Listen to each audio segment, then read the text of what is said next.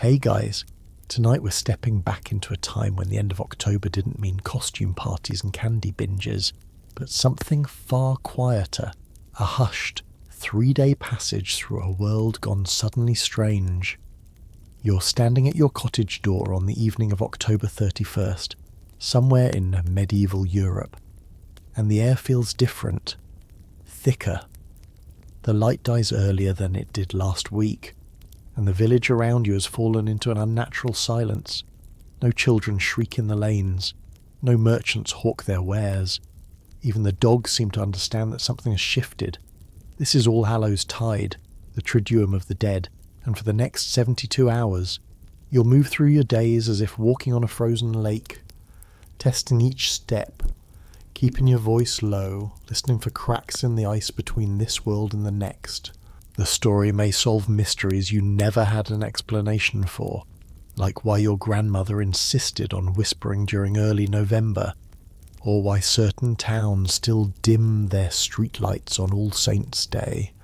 So, before you explore the story with me, please take a moment to help me subscribe to the channel, like and share this video, or maybe leave a comment below, but make sure you do it when you really like what I bring to you. Tell me where you're watching from tonight, or share a memory of your own quietest autumn evening. I'd love to hear from you. Now, let's keep the lights as soft as possible. Turn on the fan for a gentle sound to help the story feel more emotional, and let's embark on tonight's journey together. You're living in a world that still remembers Samhain, even if it doesn't call it that anymore. The Celts understood something fundamental about the wheel of the year, that when the harvest comes in and the livestock are slaughtered for winter, when the fields go bare and the trees strip themselves naked, the boundary between the living and the dead grows thin as a cobweb. Samhain marked the moment when summer died and winter began, and in that death, in that in-between space, anything could slip through. Spirits, fairies, ancestors with unfinished business. The ancient peoples didn't celebrate this transition with noise and bravado.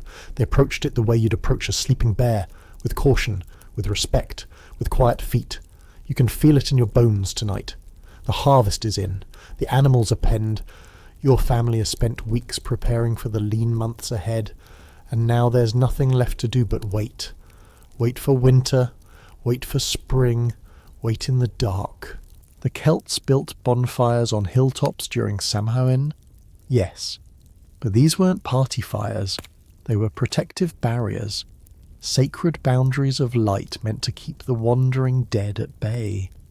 Around those fires, people spoke in low voices. They made offerings without fanfare.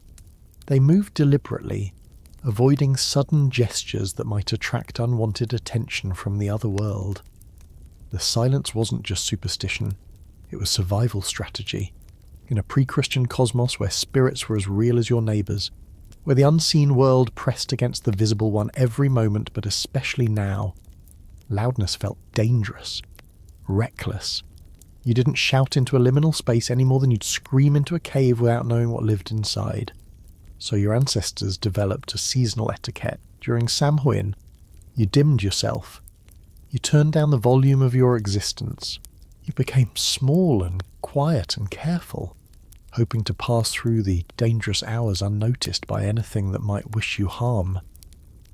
This wasn't melancholy, exactly. It was reverence. The same way you lower your voice in a cathedral or at a sickbed. The Celts lowered their voices during the days when the veil wore thin. They understood that some thresholds demand humility. Some transitions require you to hold your breath, and for 3 days and 3 nights each autumn, the whole community participated in this collective hush, this agreed-upon retreat from the ordinary noise of living. Picture yourself in Iron Age Ireland, in a roundhouse with a turf roof and a central hearth sending smoke up through a hole in the thatch. The fire burns low tonight because you don't want to draw attention, not from neighbours, not from spirits. Your family sits close together, and when someone speaks, it's barely above a whisper. Outside, The darkness feels alive with possibility and danger. The cattle in their pens shift nervously, sensing something you can't quite name. Your grandfather tells you, in that low voice everyone's using, that the AOSI are abroad tonight, the fairy folk. The old ones who are here before your people and will be here after. They're not benevolent tonight. They're hungry, territorial, unpredictable. The best thing you can do is be boring, be quiet, be forgettable, so you practice the art of becoming unremarkable. You don't sing the songs you'd normally sing. You don't laugh at the jokes that would usually make you roar. You move through your home like a ghost yourself, honouring the actual ghosts by imitating their silence. It's a kind of sympathetic magic. If you act like the dead, maybe the dead will recognise you as one of their own and pass you by.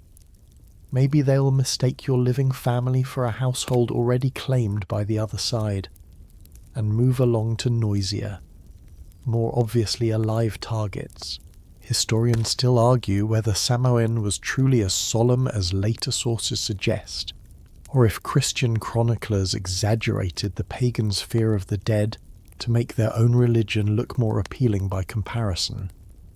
But the archaeological record offers clues, ritual deposits buried in silence, offerings left without inscription, ceremonial sites oriented toward the setting sun, where people gathered not to feast but to watch and wait. The evidence whispers more than it shouts. The truly peculiar thing about Samhain's quietude is how it contradicts our modern assumptions about pagan festivals. We imagine ancient peoples as rowdy, uninhibited, constantly celebrating with drink and dance and drums. And yes, they did that at Beltane, at the summer solstice, at harvest festivals earlier in the season. But Samhain was different. Samhain was the exhale after the inhale, the silence after the music stops, the moment when you realise the party's over, and now comes the reckoning. The Celts were practical people. They knew that winter would kill some of them.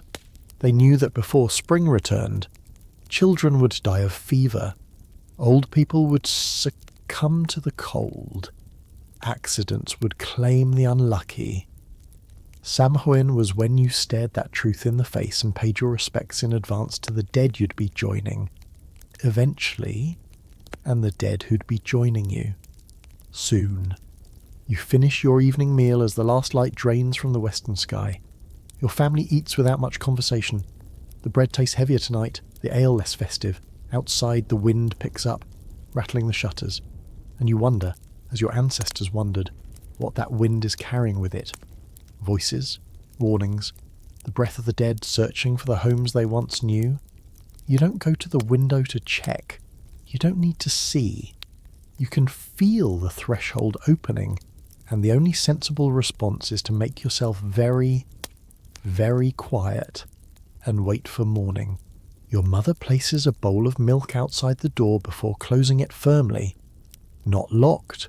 You never lock doors during Samhain, because what if someone dead needs to come in, but closed enough to mark the boundary between inside and outside, between the protected space of home and the wild space of night. The milk is an offering, a bribe, a gesture of goodwill toward whatever passes by. Take this. The offering says, be satisfied with this. Don't come inside asking for more. When morning comes, the silence will continue, because the Christians are about to arrive with their own ideas about how to honour the dead, and while they'll change the names and the theology, they'll keep the hush. They'll understand, just as the Celts did, that some seasons aren't meant for celebration. Some seasons are meant for listening, and in the listening, in the collective agreement to be quiet for just a few days, something important happens, something about memory, about respect, about acknowledging that the dead have a claim on the living that can't be dismissed with laughter or drowned out with noise. The silence is the gift you give them. The silence is how you say, we remember, we honour you, we know you're here. The church arrives in your village not with trumpets but with bells, slow, measured, mournful bells that echo the quietude already woven into your autumn traditions. You watch as monks in dark robes process through the lanes, their sandaled feet making soft shuffling sounds against the packed earth. They're not here to replace Samhain exactly.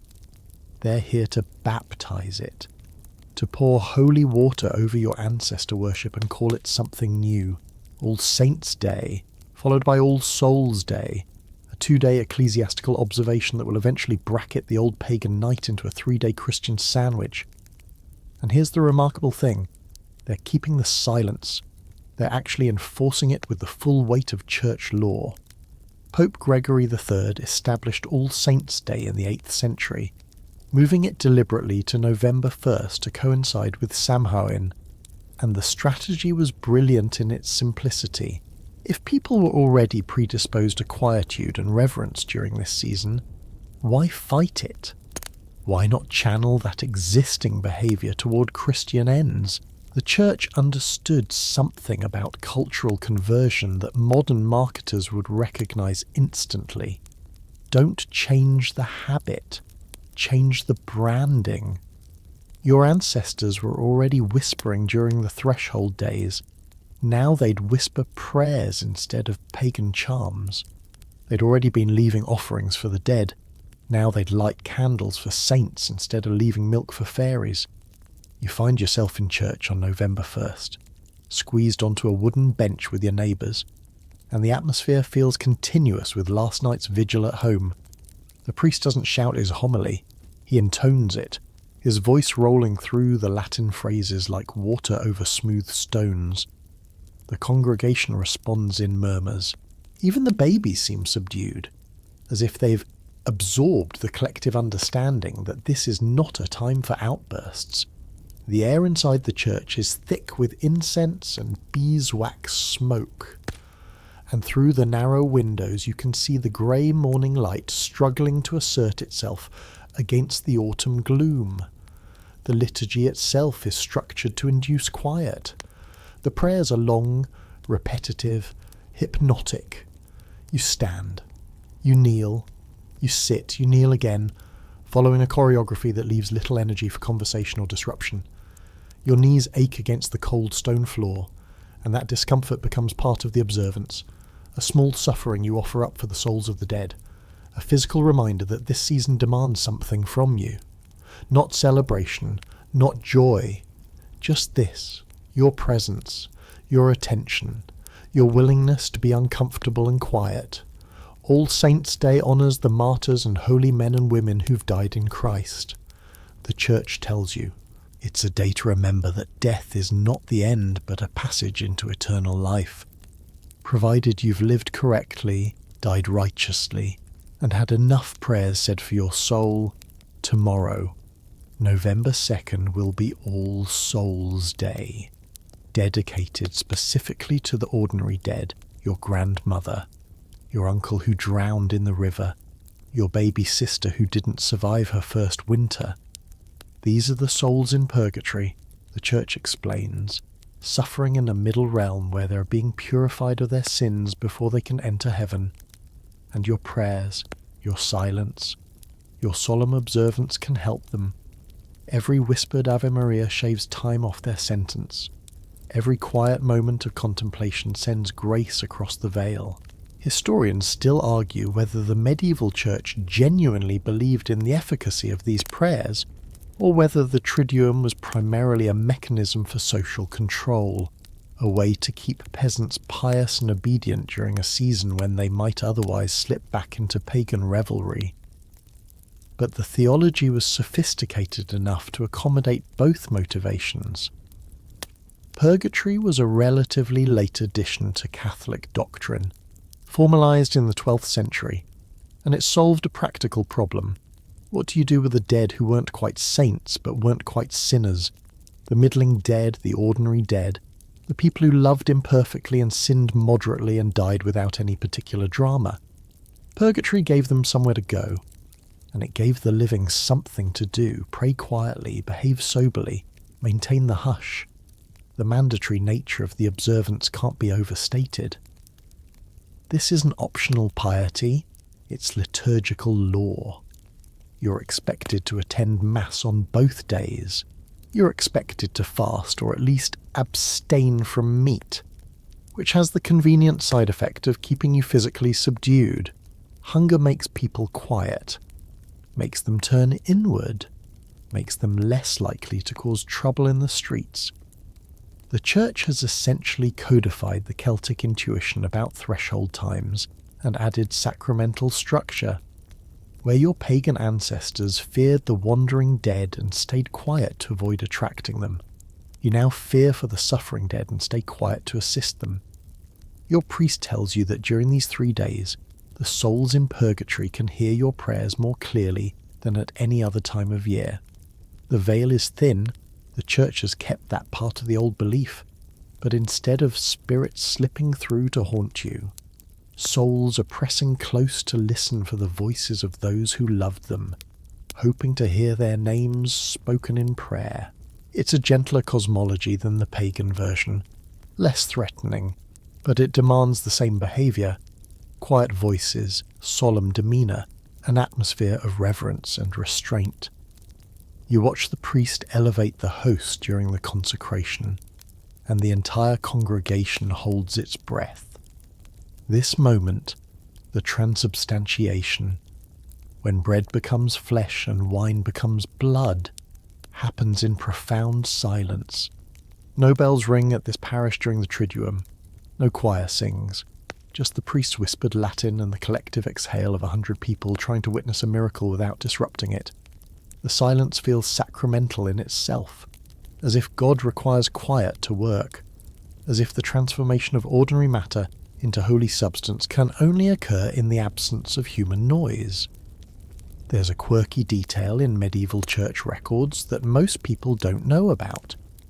Bishops in certain dioceses would issue specific instructions about acceptable noise levels during the Triduum. In some French parishes, there were actual decibel guidelines. Well, not measured in decibels, obviously, but described in terms of how far a voice should carry. You were permitted to speak at a volume that could be heard within your household but not beyond your property line. Shopkeepers who called out their wares too loudly could be fined. Musicians were forbidden to perform in public spaces. Even blacksmiths, whose work is inherently noisy, were sometimes required to cease operations on All Saints and All Souls, their hammers falling silent in deference to the season. You notice this most acutely on November 2nd.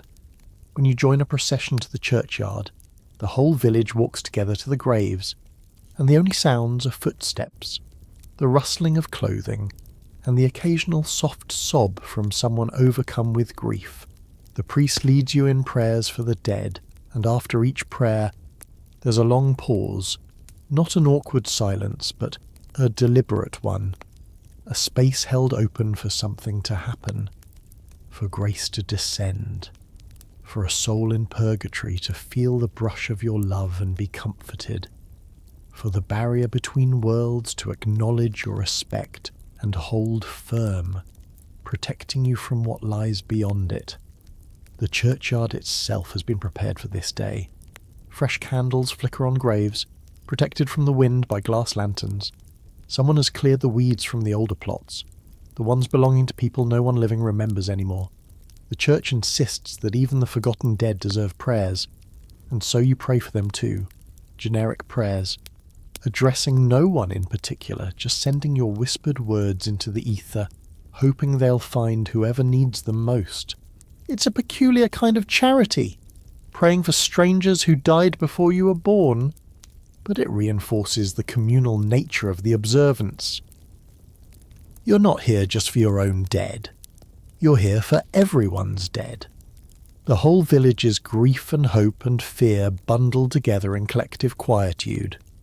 The Church's genius was in making the quiet productive, where the pagans had simply endured the dangerous threshold in fearful silence.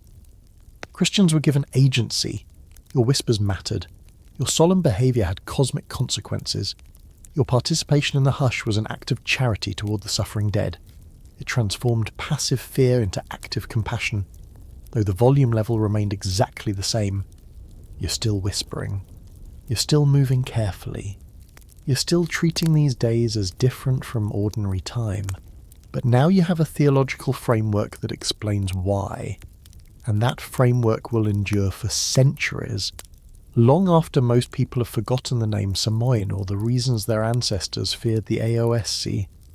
As you walk home from the churchyard, the sun is already setting, these November days are brutally short, and you reflect on how seamlessly the old ways and the new ways have merged. The church didn't eradicate your ancestors' customs, it absorbed them, reinterpreted them, gave them Christian vocabulary, and in doing so, it preserved the quietude. For that, at least, you're grateful. Silence feels like a gift now, not just a protection, a gift you give the dead, and a gift they give you in return. 3 days when the world slows down, turns inward, remembers what came before and what's coming after. Back home, you light a candle in your window, a practice the priest encouraged, saying the light guides lost souls toward prayers and away from mischief. It's probably just baptized paganism again, this candle business, but it comforts you. The small flame flickers behind oiled parchment, casting dancing shadows on the walls. Your family gathers around the hearth, and you eat a simple meal in near silence. Even the usual supper-time chatter feels inappropriate tonight. Instead, you listen to the fire crackle, to the wind outside, to the quiet breathing of your children as they fall asleep on their straw mattresses. 3 days when you don't have to be loud or productive or cheerful. 3 days when silence is not only permitted but required, sanctified, made holy. The church has given you permission to grieve, to remember, to sit with the weight of mortality without pretending everything is fine. And somehow, that permission, that liturgical mandate to be quiet and sad and aware of death, feels like the greatest kindness Christianity has offered you. Not the promise of heaven, necessarily, though that's nice too. Just this, the right to be quiet for a little while, without anyone asking you to cheer up or move on or get back to work. 3 days when the whole community agrees that silence is the appropriate response to the mystery of death. 3 days when you can finally exhale. The vigil begins as the sun sets on October 31st, and you understand immediately that you won't be sleeping tonight. Not really, not the way you normally sleep. With your body surrendering fully to darkness and your mind drifting into dreams. Tonight you'll be keeping watch. Vigilar, the Latin root that gives us the word vigil, meaning to stay awake, to remain alert, to guard something precious through the dangerous hours. The church has transformed the pagan fear of threshold nights into a Christian discipline. And the discipline is this. You will pray through the darkness. You will hold the line between the living and the dead with nothing but your exhausted attention and your whispered prayers. You're in the church again, but this time you're settling in for the long haul. Families have brought blankets, small flasks of water, perhaps a crust of bread, though you're technically supposed to be fasting. The benches fill with villagers of all ages, from ancient grandmothers who remember 50 All Hallows Tides to babies sleeping in their mother's arms, blissfully unaware that they're participating in one of Christianity's most demanding observances. The priest has lit every candle in the building, and the flickering light creates an atmosphere that's simultaneously comforting and eerie. Shadows leap and dance across the stone walls, and you could swear you see movement in corners where nothing is moving. The vigil service is structured around the office of the dead, a series of psalms and prayers that will be repeated, with variations, throughout the night. The priest begins with matins, his voice barely above a whisper, and the congregation responds in kind. Dirige Domine, Deus meus, in conspectu tuo viam meam. Direct. O Lord my God, my way in your sight. The Latin rolls through the cold air, and you don't understand all the words, but you understand the tone, pleading, humble. aware that you're asking for guidance through territory that doesn't belong to you. Between the formal prayers, there are silences, long silences, minutes that stretch until they feel like hours, where you're supposed to be meditating on death, on judgment, on the brevity of life and the eternity that follows. But here's what actually happens during those silences. You think about your sister who died in childbirth 3 years ago, and you wonder if she's still in purgatory or if she's finally made it through to heaven. You think about the argument you had with your neighbour last week and whether you should apologise. You think about how cold your feet are and whether anyone would notice if you shifted position slightly to ease the cramp developing in your left calf. And then you feel guilty for having such mundane thoughts during a sacred vigil, and you try to refocus on death and eternity, and your mind wanders again. This cycle repeats dozens of times through the night. Historians still argue whether these all-night vigils were truly universal in medieval Europe or whether they varied significantly by region and were perhaps more rigorously observed in monastic communities than in parish churches. The evidence suggests considerable variation. Some parishes held abbreviated vigils lasting only until midnight, while others, particularly in Ireland and parts of France, insisted on the full night watch. But the ideal, the standard the church promoted, was complete wakefulness from sunset to sunrise, a physical ordeal that would purify you through exhaustion and prepare you to receive the grace of All Saints' Day with a properly humbled spirit. The exhaustion is the point. This is crucial to understanding why the vigil contributed so powerfully to the Triduum's quietude. By the time dawn arrives and All Saints' Day officially begins, you're too tired to be rowdy. Your voice is hoarse from hours of whispered prayer. Your body aches from kneeling and sitting and standing in a building with no heat beyond the candles. You've been fasting. No food since yesterday's midday meal, only water to wet your lips, and the combination of hunger, sleeplessness and cold has reduced you to a state of physical depletion that feels weirdly spiritual. Maybe that's the grace you were supposed to find. The stripping away of everything extra until only the essential remains: breath, heartbeat, the stubborn insistence of consciousness even when your body begs for rest. Around 3 a.m, during what monks call the hour of the wolf, that dead zone when human vitality is at its lowest ebb and dying comes easiest, something shifts in the atmosphere of the church. It's subtle. Perhaps it's just mass exhaustion creating a shared hallucination, but it feels like presence, like the veil everyone keeps talking about has worn so thin that something is pressing against it from the other side. Not threatening, exactly, but there, watching, listening. The priest's voice takes on a different quality, less performative, more urgent, as if he's genuinely aware that he's speaking to an audience beyond the living people in the pews.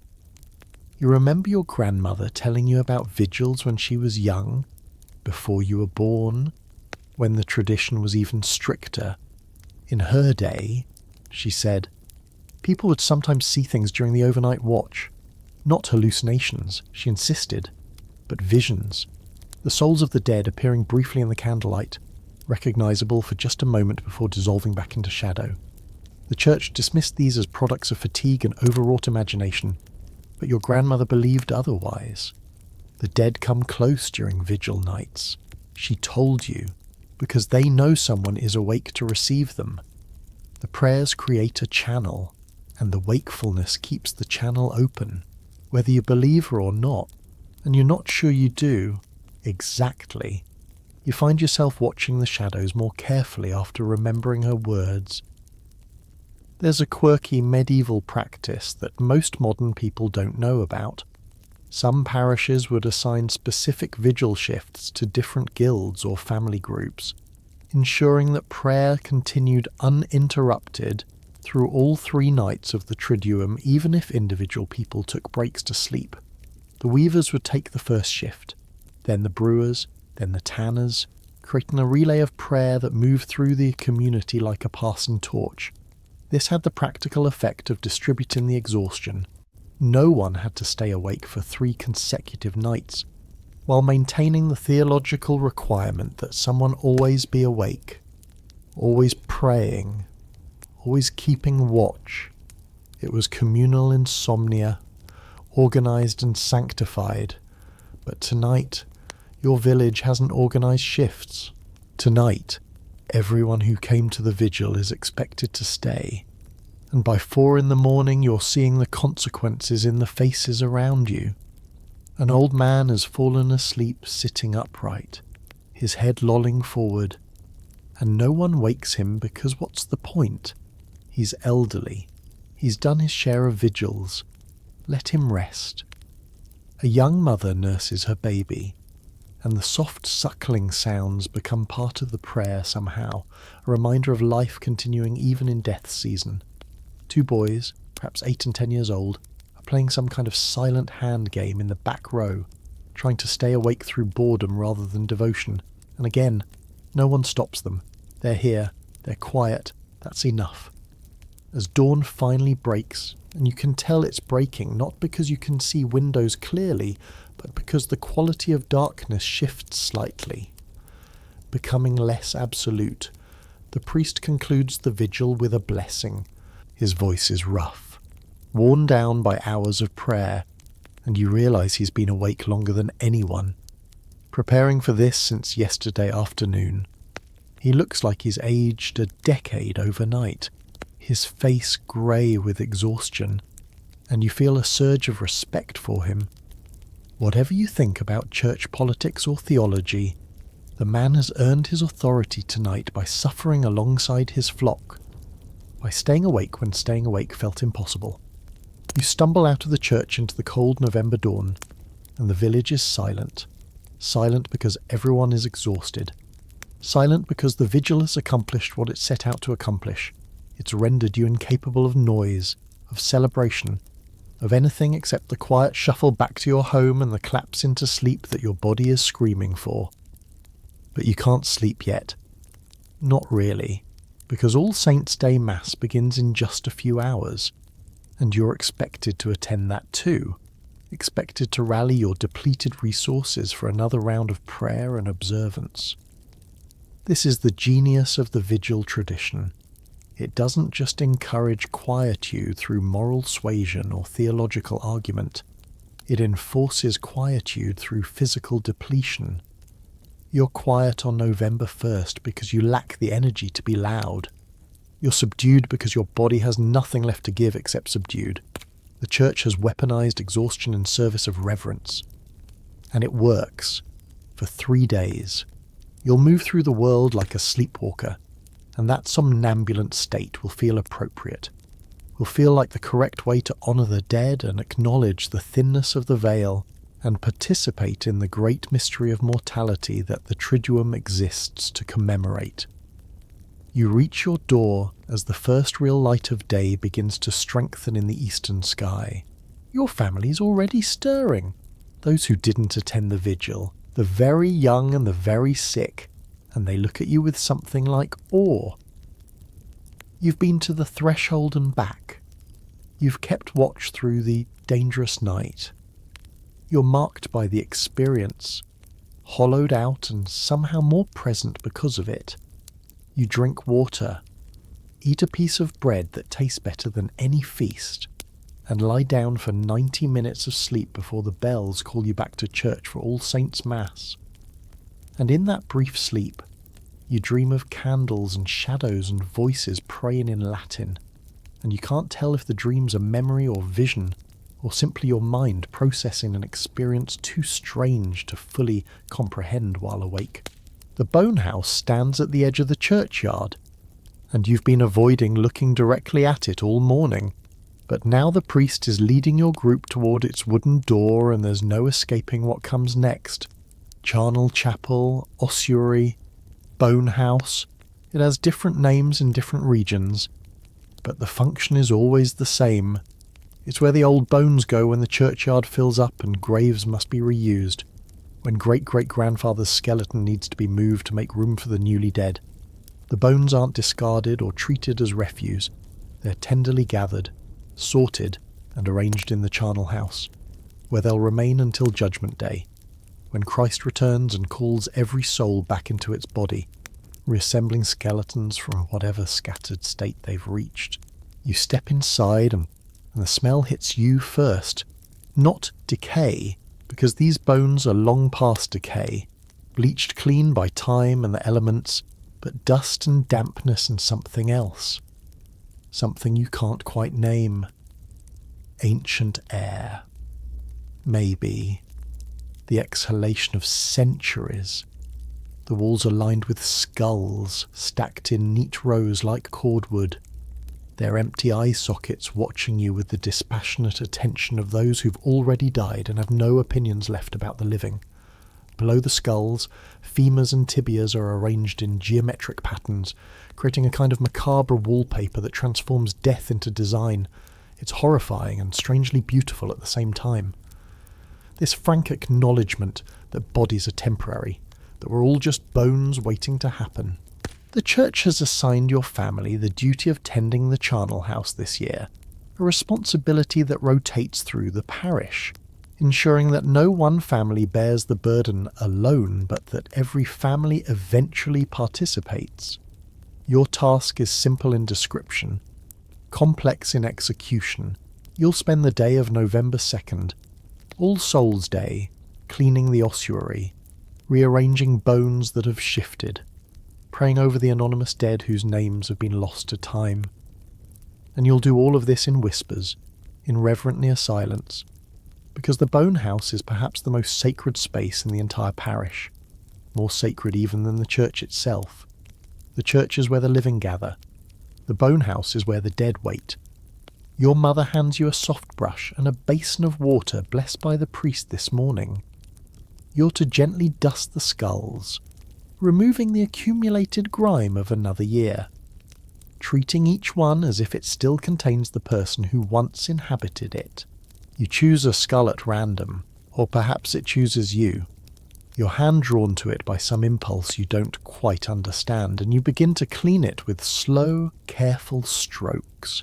The bone is smooth under your touch, polished by time and the touch of countless other hands doing exactly what you're doing now.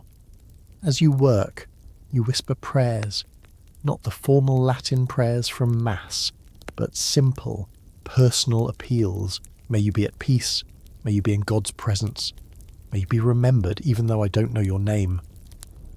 Historians still argue whether the charnel house tradition was primarily practical, a solution to limited burial space in medieval towns, or primarily spiritual, designed to keep the dead visibly present in the community as a memento mori, a reminder of mortality that couldn't be ignored or forgotten. The truth is probably both. Medieval people were intensely practical about death in ways that make modern sensibilities recoil. They reused graves as a matter of necessity, but they did so with elaborate protocols meant to honour the displaced bones, to ensure that even in death's democracy, where rich and poor eventually become identical skeletons, each person retained some measure of dignity. The ossuary you're tending today was built in the 13th century, your priest told you, funded by a wealthy merchant who'd made his fortune in the wool trade and wanted to secure prayers for his soul in perpetuity. The deal was this: the merchant paid for the charnel house construction, and in exchange, his name would be spoken aloud during every All Souls' Day service forever, or at least until Christ returned. It's been nearly 200 years, and the merchant's name is still being spoken, still being prayed over, even though no one alive remembers him as a person. He's just a name now, a syllable repeated by rote. But according to church teaching, that repetition still matters, still generates grace that washes over his soul in purgatory or heaven or wherever he ended up. You find yourself wondering whose skull you're holding. A woman, perhaps, judging by the smaller jaw and more graceful proportions, though you're no expert in skeletal anatomy. Someone's daughter, someone's wife, possibly, Someone who laughed and worried and loved and suffered and eventually died and was buried and then, decades or centuries later, was dug up and brought here to wait for resurrection. The anonymity feels wrong somehow, disrespectful, but it's also strangely comforting. In the bone house, all distinctions collapse. You can't tell the noble from the peasant, the virtuous from the sinful, the lucky from the unlucky. Everyone becomes the same, bones and the prayers of strangers. There's a peculiar medieval practice that most people don't know about. Some charnel chapels were designed with small windows or openings that allowed passers-by to see the bones without entering, creating a kind of public display of mortality that was meant to be both educational and devotional. You'd be walking to market, and you'd glance through the charnel house window, and there they'd be, hundreds of skulls staring back at you, and you'd be reminded, viscerally and unavoidably, that your own skull would join them someday. Modern museum displays of bones feel clinical, scientific, distanced. Medieval bone houses were intimate, communal, immediate. The dead weren't locked away in cemeteries on the edge of town. They were right here, at the centre of village life. Impossible to ignore. Your father is working on the other side of the ossuary, and you hear his whispered prayers mixing with your own, creating a gentle counterpoint of supplication. He's cleaning femurs, the long thigh bones that once carried people through their lives to work, to market, to lovers' meetings, to wars, to pilgrimages, to deathbeds. Now they're stacked like firewood, stripped of all context except the basic fact of having once been alive. There's something deeply humbling about this work. Something that cuts through all your daily concerns and anxieties and reminds you what's actually permanent and what's just noise. The silence in the bone house isn't oppressive. It's earned. You're quiet because speaking loudly would feel like a violation, like shouting in a library or a bedroom where someone is sleeping. The bones deserve your respect, deserve your careful attention, deserve these whispered prayers that acknowledge their continued existence. However transformed, the Church teaches that the soul leaves the body at death. But some medieval theologians argued that a trace remains, a kind of echo or shadow that keeps the bones distinct from ordinary matter. Whether you believe that or not, you treat the bones as if it's true, just in case. Around midday, though it's hard to tell time in the dim interior of the charnel house, where the only light comes from narrow windows set high in the walls, the priest enters to bless your work. He moves from family to family, murmuring prayers in Latin, sprinkling holy water over the bones you've been cleaning. The water beads on the smooth surfaces, and you watch a drop slide down the curve of a skull like a tear. The priest's voice is barely audible, reduced almost to a breath, and you realise he's exhausted too, still recovering from the vigil, pushing through the triduum on momentum and duty rather than physical energy. When the blessing is complete, the priest addresses your group in a whisper that somehow carries through the entire space. He reminds you that this work, this tending of anonymous bones, is one of the corporal works of mercy, specifically to bury the dead, though in this case it's more like maintaining the already buried until they can be properly resurrected. He tells you that every bone you've touched today has been marked by your prayers, that grace has flowed through your hands into these remnants of people who died before you were born and whom you'll join in death before you know it. Time is short, he whispers. Life is brief. The bones know this. Now you know it too. You spend another hour finishing your signed section, and by the time you emerge from the charnel house into the grey November afternoon, you feel changed. Not dramatically, not in any way you could easily explain to someone who wasn't there, but changed nonetheless. You've touched death directly, not as an abstraction or a fear, but as a simple fact, and the touching has made you quieter inside, has adjusted something in your understanding of what matters and what doesn't. The triduum's enforced silence suddenly makes perfect sense. Of course you should be quiet this week. Of course you should move carefully and speak softly. You've seen where you're going. You've held your future in your hands. The only appropriate response is humility and whispered prayers and a grateful, temporary awareness that you're still breathing, still warm, still on this side of the veil, even though crossing over is inevitable and might happen any day. Your family walks home together, and no one speaks. Not because speaking is forbidden. You're outside the church now, technically free to talk at normal volume, but because no one has anything to say that seems worth saying after spending the day with bones. The silence stretches between you like a shared blanket, and it feels right. Feels like a gift you're giving each other. Tomorrow the Triduum will end.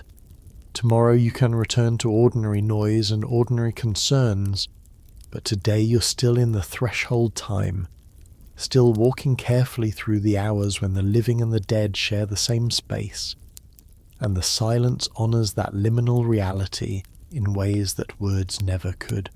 The soul caking begins at dusk on All Souls' Day, and you're dressed in your oldest clothes, your face smudged with ash from the hearth, ready to join the other children in the annual round of begging.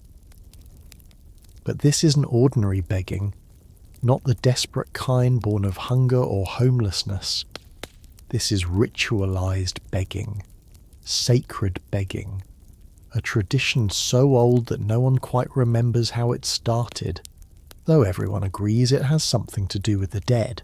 You'll go door to door through the village with your friends, singing soft songs and asking for soul cakes, small round pastries marked with a cross, made specifically for this night, and in exchange for each cake you receive, you'll promise to pray for the donor's deceased relatives. The custom is called souling in England, or mumming in parts of Ireland and Scotland. Though the names vary and the details shift from region to region, what remains constant is the quietness. You don't shout your songs the way you'd shout during May Day celebrations or harvest festivals. You don't bang on doors or demand entry. You approach each threshold with hesitation, with reverence. Singing your verses in voices barely louder than the wind that's picking up across the November fields. A soul cake, a soul cake. Please, good missus, a soul cake. 1 for Peter, 2 for Paul, 3 for him who made us all. The melody is haunting, minor keyed, designed to tug at heartstrings and remind listeners of their own mortality and their obligations to the dead. Your group consists of 5 children ranging from age 6 to 12, and you've been practicing your songs for weeks, but now that you're actually walking the darkening lanes, the whole enterprise feels more serious than you expected. The woman at the first house, old Margaret, whose husband died last winter, greets you with tears already in her eyes. And when you sing your verse and promise to pray for her Thomas, she presses 3 soul cakes into your hands instead of the customary one, and whispers, "Please, children, pray hard. He was a good man, but he had his sins, same as anyone. You promise you will, and you mean it, because a grief is so naked and a need so palpable that you can't imagine treating this as just a game or a scheme to get free pastries." The soul cakes themselves are simple: flour, butter, sugar, eggs, mixed with spices, cinnamon, nutmeg, sometimes a precious pinch of saffron if the family can afford it, and marked with a cross before baking. They're not particularly delicious by modern standards, a bit dry and dense, more symbolic than culinary, but they taste sacred somehow, blessed by their purpose, and you eat yours slowly, savouring not the flavour but the meaning. Each cake represents a soul in purgatory. The church explains, each cake you receive and each prayer you offer helps ease the suffering of someone who died without quite making it to heaven on their own merit. It's a transaction, yes, but a mystical one, where baked goods become currency in the economy of salvation. Historians still argue whether souling originated as a pagan practice, offerings to the dead or to spirits wandering during Samhain, or whether it was invented by the medieval church as a way to teach children about purgatory and the communion of saints. The evidence is murky, and probably the truth involves layers of both traditions folded together like dough, impossible to separate cleanly. What's clear is that by the 14th century, souling was widespread across Britain and parts of continental Europe, and it carried with it an atmosphere of solemnity that distinguished it sharply from later, more boisterous Halloween customs. The quietness of souling is crucial. You're not performers entertaining an audience, you're mediators between the living and the dead, and that role demands humility. Your voices stay soft because you're aware, or you're supposed to be aware, that the dead might be listening. The souls in purgatory, suffering in that middle realm between damnation and salvation, can supposedly hear the prayers offered for them during the Triduum, and those prayers bring them comfort, like cool water on burning skin. So when you promise old Margaret that you'll pray for Thomas, you're not just making a polite gesture, you're entering into a spiritual contract with cosmic consequences, and the weight of that contract keeps your voice down, keeps your demeanour respectful. Your group reaches the house of the baker, who's known for his generosity, and he invites you inside. Unusual, since most exchanges happen at the threshold, and seats you by his fire. His wife brings out a basket of soul cakes, enough for each child to have 2, and the baker himself sits across from you with a list. Not a written list, because he can't read, but a list in his memory, 23 names of people he's lost over his 60 years of life. Parents, siblings, cousins, friends, his first wife who died bringing his son into the world, 2 of his children who didn't survive past infancy. He recites the names slowly, carefully, and he asks you to repeat them back to him to make sure you've got them right. Then he asks you, please, to include all 23 in your prayers tonight before you sleep. You agree, though you're already wondering if you'll remember all the names, and the baker presses the cakes into your hands with a trembling gratitude that makes you uncomfortable. He's old, you realise, old enough that he'll probably be on someone else's list next year. Another name for the souling children to memorise and pray over. The thought makes you sad in a way you can't quite articulate. And when your group leaves his house and returns to the cold November night, you're quieter than before. Walking close to your friends but not talking, just processing what's happening, what you're participating in. There's a quirky regional variation that most people don't know about. In some Welsh villages, souling groups would include one child dressed as a horse, a hobby horse made of sticks and cloth, with a hinged jaw that could snap and clack. This Mari Lwyd figure was supposed to represent death itself, and its presence in the souling procession added an element of playful terror. The horse would approach doors first, snapping its jaws, and only after the household acknowledged death's presence would the children begin their singing. It sounds almost comical described that way, but witnesses reported that the effect was genuinely eerie, especially in the dark, with the wind carrying the sound of wooden jaws clicking and children's voices rising in their mournful songs. Your village doesn't have the Mari Lwyd tradition, but you do have Simon, the oldest boy in your group, who insists on carrying a turnip lantern carved with a grotesque face. The candle inside flickers as he walks, making the carved features seem to move, and while it's meant to light your way, it also serves as a reminder. Death is walking with you tonight. Death is part of the procession. You're not celebrating death exactly, but you're acknowledging it, making space for it, refusing to pretend it doesn't exist or doesn't matter. By the time you've visited a dozen houses, your pockets are heavy with soul cakes and your memory is crowded with names. Thomas and Eleanor and John and Catherine and baby Michael, who lived only 3 days, and old William, who made it to 87, and young Anne, who died of fever at 20. The names blur together, and you realise with a start that you're going to forget some of them. that despite your best intentions, you won't be able to keep all these people distinct in your prayers tonight. The thought fills you with something like panic. You made promises. You accepted cakes. You can't just forget. But then you remember what the priest said during his All Souls Day homily. God knows the names even when we forget them. Your prayers don't need to be perfectly targeted to be effective. The intention matters more than the precision. So tonight, when you kneel beside your bed and whisper your way through the long list of the dead, you'll do your best to remember every name. And for the ones that slip away, you'll just pray generically, sending your words up to God and trusting that divine sorting mechanisms will deliver grace to whoever needs it most. It's not ideal, but it's human. And maybe being human, flawed, forgetful, trying anyway, is exactly what the dead need from the living. Not perfection, but effort. Not certainty, but care. The final house on your route belongs to a widow with no children. And when she opens her door, you can see that she's been crying. Not fresh tears, but the kind of crying that's been happening on and off all day, leaving her eyes red and her face blotchy. She has no soul cakes to give you. She's too poor to afford the ingredients. But she asks if you'll pray for her husband anyway. And of course you say yes, because refusing would be monstrous. She tells you his name was Jeffrey, and he died 2 years ago this week. And she misses him so much that some mornings she forgets he's gone and sets his place at the table before remembering.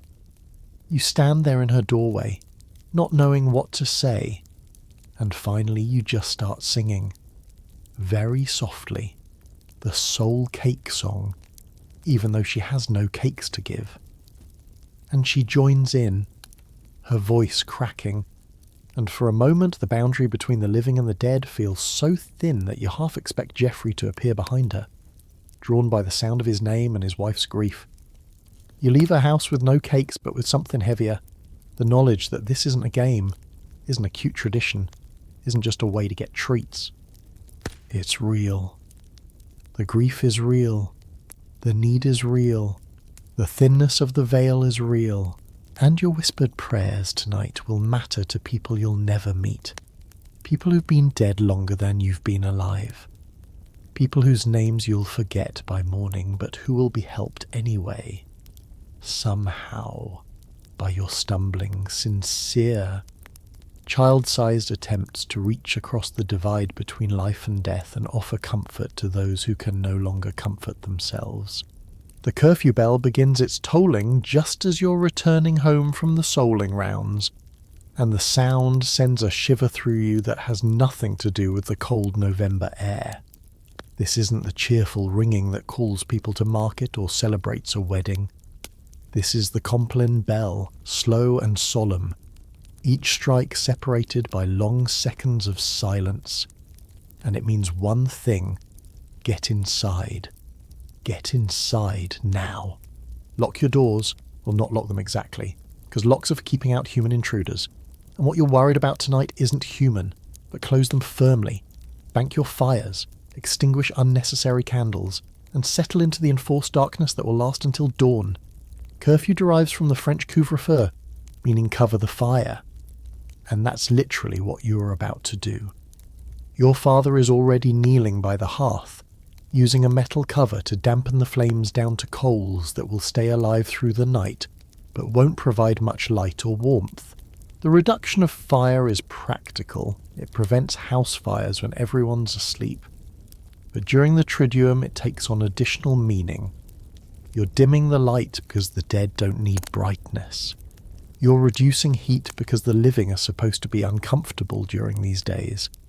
Slightly cold, slightly hungry, slightly deprived, sharing in the suffering of souls in purgatory who have no comfort at all. The darkness that follows the curfew bell is profound in a way that modern people, surrounded by streetlights and electronic screens, can barely imagine. You're in a medieval village with no public lighting, no electric bulbs, nothing but the occasional flicker of a rushlight through a neighbour's window. The moon is new tonight. All Hallows Tide often coincides with the dark of the moon, adding natural darkness to the seasonal gloom, and when you peer out through the cracks in your shutters, you can barely distinguish the outline of buildings from the sky.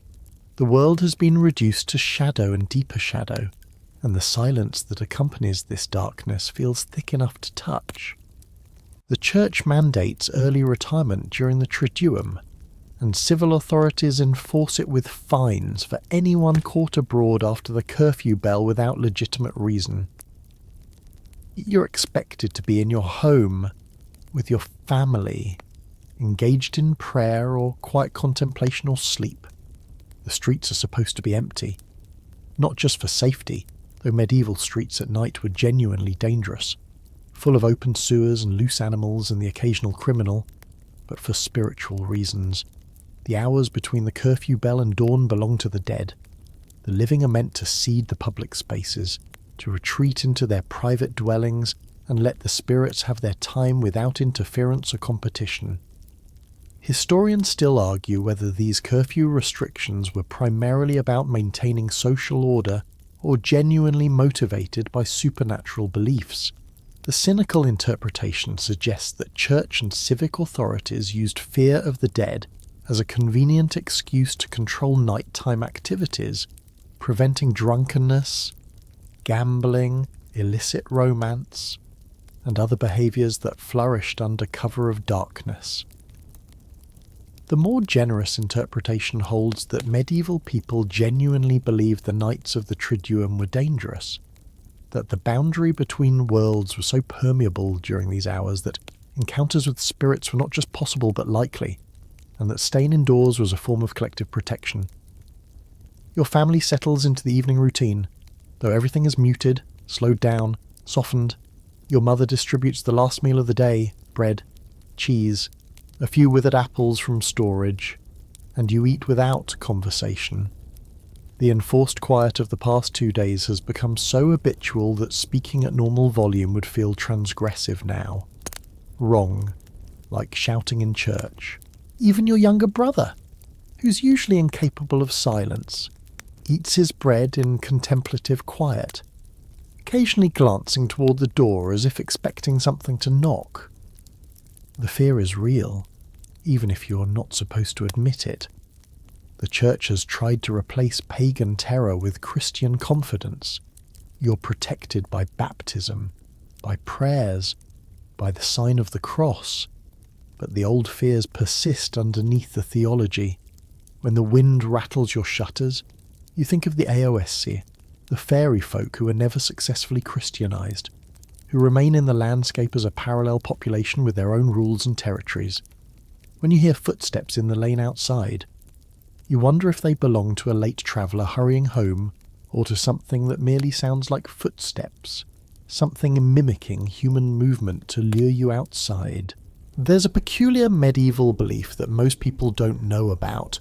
During the Triduum, you're supposed to speak quietly indoors, not just out of reverence, but because loud voices can attract unwanted attention from entities passing by your house.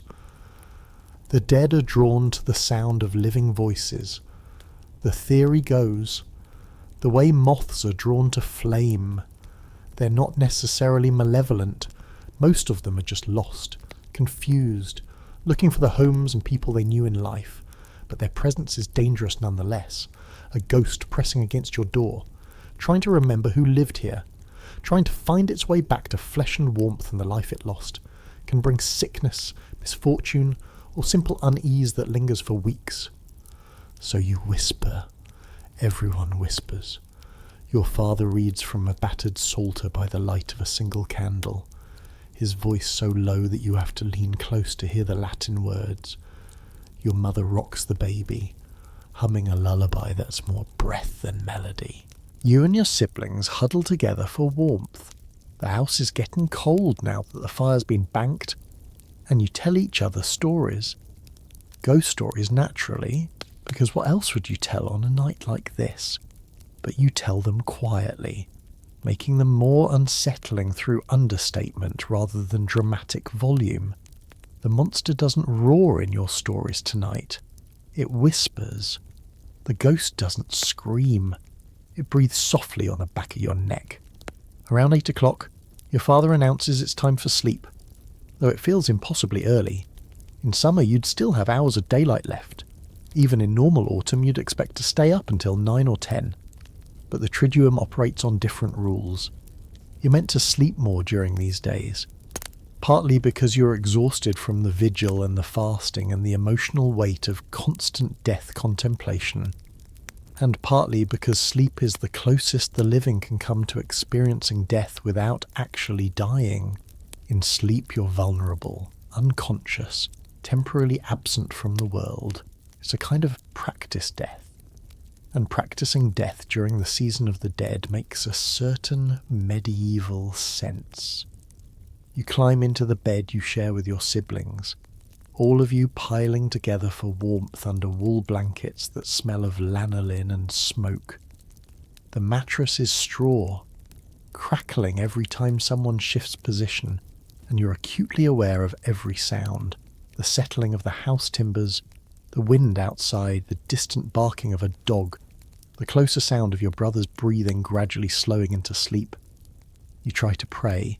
You're supposed to pray yourself to sleep during the Triduum, mentally reciting the names of the dead you've been asked to remember, but exhaustion is pulling you down faster than you can resist. Just before you lose consciousness, you hear it, footsteps in the lane outside.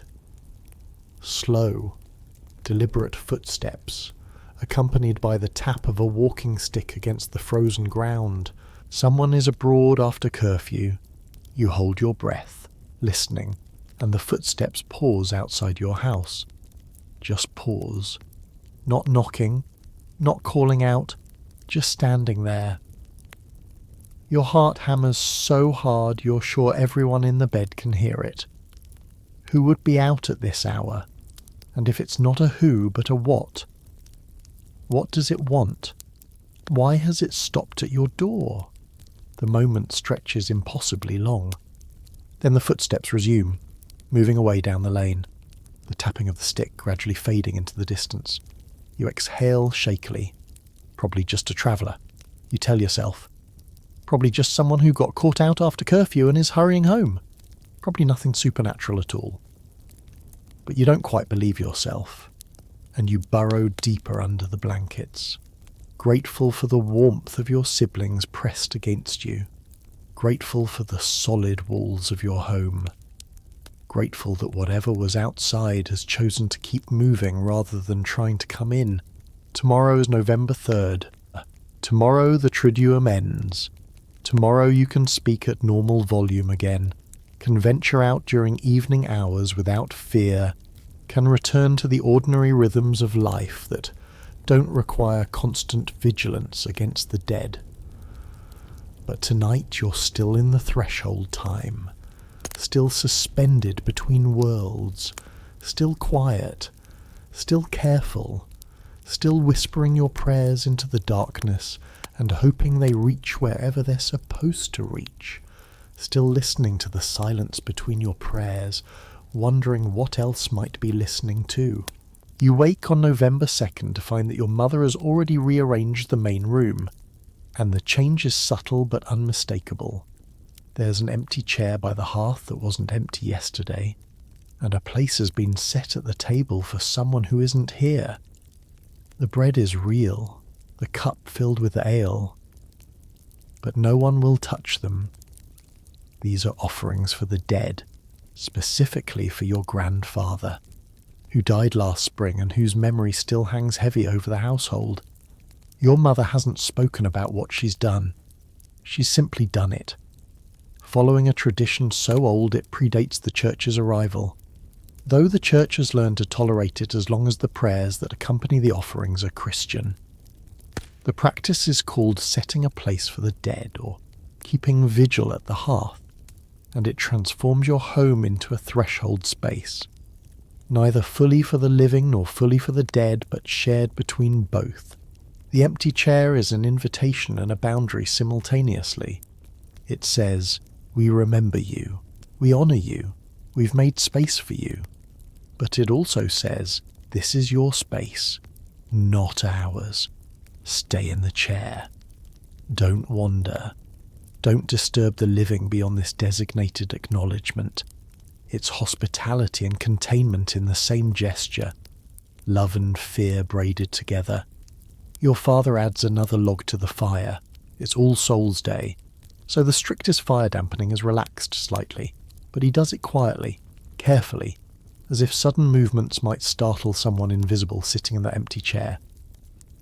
The family gathers for the morning meal, and you eat around the absence, passing dishes past the untouched place setting, avoiding looking directly at the chair even though you're intensely aware of it. Your little sister asks, in a whisper, if grandfather is really there, and your mother says yes and no in the same breath. His spirit might visit, drawn by the offering and the love that prompted it. But he's not there the way a living person is there. He's present the way a memory is present, or a dream you can't quite recall but still feel the emotional residue of. The food left for the dead will stay there all day and all night, untouched by human hands. By tomorrow morning it will be stale, the ale flat, and then your mother will take it outside and scatter it for the birds, because food touched by the dead, even symbolically touched, shouldn't be consumed by the living. It's been transformed by its purpose, made sacred and therefore separate, and returning it to nature through birds or by burying it in the garden is the proper way to complete the ritual. Nothing is wasted in a medieval household, but nothing sacred is treated as ordinary either. Historians still argue whether these domestic hearth rituals were originally pagan practices that survived Christianization, or whether they developed organically among Christian peasants as a way to maintain connection with deceased relatives in an age of high mortality. The evidence suggests both processes happened simultaneously in different regions, creating local variations that shared a common emotional core. The dead remain part of the family, and families take care of their own, even across the barrier of death. The whispered conversations that fill your house during this day are different from ordinary talk. You're not discussing practical matters, what needs to be done, who will fetch water, whether the pig needs feeding. You're telling stories about grandfather. Your father recalls the time grandfather taught him to thatch a roof, demonstrating the proper angle for laying straw, his hand steady even in his 60s. Your mother remembers how he'd sing while working in the garden, old songs in a dialect that was already archaic when he learned it, songs about kings who died before the Romans came. Your oldest brother talks about grandfather's patience when teaching him to carve wood, how he never got angry when young hands made mistakes, just gently corrected and demonstrated again. These aren't grand stories. Grandfather wasn't a hero or a saint. He was just a man who lived 73 years, raised children, worked hard, laughed when he could, and died peacefully in his sleep. A good death. People said, a death to be grateful for. But in the telling and retelling of small memories, in the collective effort to keep him present through words, something important happens. The dead person becomes more than absence. He becomes a story, a collection of moments, a presence maintained through narrative. And as long as the stories continue, as long as someone remembers and speaks his name, he hasn't entirely left. The Church approves of this, mostly. The official teaching is that you pray for the dead, commending their souls to God's mercy, asking for their release from purgatory if they're still suffering there. You're not supposed to pray to the dead, seeking their intervention or guidance, because that borders on necromancy and the Church draws a firm line against trafficking with spirits. But in practice, in the privacy of homes, the distinction gets blurry. When your mother speaks to the empty chair, and you've heard her doing this when she thinks no one is listening, is she praying for grandfather or talking to him? Is she commending his soul to God or simply maintaining a relationship with someone she loved? The Church might have opinions, but your mother's grief and love are older than theology and will outlast it. There's a peculiar regional custom that most people don't know about. In some Scottish households, a bowl of water would be left near the hearth during the Triduum, with a clean towel beside it, so that visiting spirits could wash themselves before sitting down. The logic was impeccable in a medieval context. You wouldn't let a living guest sit at your table without offering water to wash road dust from their hands, so why treat the dead with less courtesy? The bowl would be checked each morning, and if the water appeared disturbed or the towel damp, it was taken as confirmation that spirits had indeed visited during the night. Whether this was genuinely supernatural activity or simply condensation and imagination is, of course, impossible to determine. But the practice reveals something touching about medieval hospitality. Even death didn't excuse you from being a good host. By mid-afternoon, other families from the village begin arriving at your door, and you realise that a sort of informal visitation is happening. This isn't a party or a social gathering in any festive sense. It's more like a collective vigil, where families who've lost someone in the past year come together to sit quietly, share memories, and reinforce the communal nature of grief. Your neighbour Anna lost her baby daughter in August. The blacksmith's wife lost her mother in June. The miller's son drowned in September. All of them come to sit in your main room, to look at the empty chair, to tell their own stories of loss in voices that never rise above a murmur. The atmosphere is heavy but not oppressive. There's comfort in the shared sadness, in the recognition that everyone here has been touched by death, and everyone here is trying to maintain connections that death has tried to sever. Someone, you don't see who, begins singing a hymn, and others join in, their voices blending into harmony that's all the more beautiful for being quiet. The song is about eternal rest and perpetual light. Traditional phrases from the Latin Mass translated into vernacular so everyone can understand and participate. The melody is simple, repetitive, designed to be sung by people who aren't trained musicians, and it fills your home with something that feels like grace. When the visitors eventually leave, they must be home before curfew. After all, your mother thanks each one for coming, and they thank her in return, though you're not entirely sure what's being thanked or for what, for the shared space, for the permission to grieve openly, for the reminder that you're not alone in facing death's relentless appearances in your life. Maybe all of those things, tangled together in a gratitude too complex to articulate. As evening approaches and you prepare for another early retirement, you notice that the bread left for your grandfather has been broken. Not eaten, there are no crumbs missing, but broken, as if someone picked it up and then set it down again after tearing it in half. Your mother sees it at the same moment you do, and her hand goes to her mouth, her eyes suddenly bright with tears. Your father comes to look, and he stands there for a long moment, staring at the broken bread before he says, very quietly, "He was here." Not, was he here? As a question, but he was here as a statement, a confirmation, a benediction. You don't know if you believe it. You want to believe it. The alternative is that someone in the family touched the offering, breaking a serious taboo, but belief is hard when you're young and the world still seems mostly solid and explicable. But you see the effect on your parents, the way the broken bread has given them something, some assurance or comfort or confirmation that their love reached across the veil and was acknowledged. And you understand, perhaps for the first time, why the Triduum demands quiet. Because in the quiet, small signs become visible. Broken bread becomes a message. An empty chair becomes a presence. The dead, who have no voices in any ordinary sense, can speak through silence and symbol, and the living, if they're quiet enough and attentive enough, can hear. The monastery bell rings for Compline, the final prayer service of the day, and its sound carries across the fields to your village.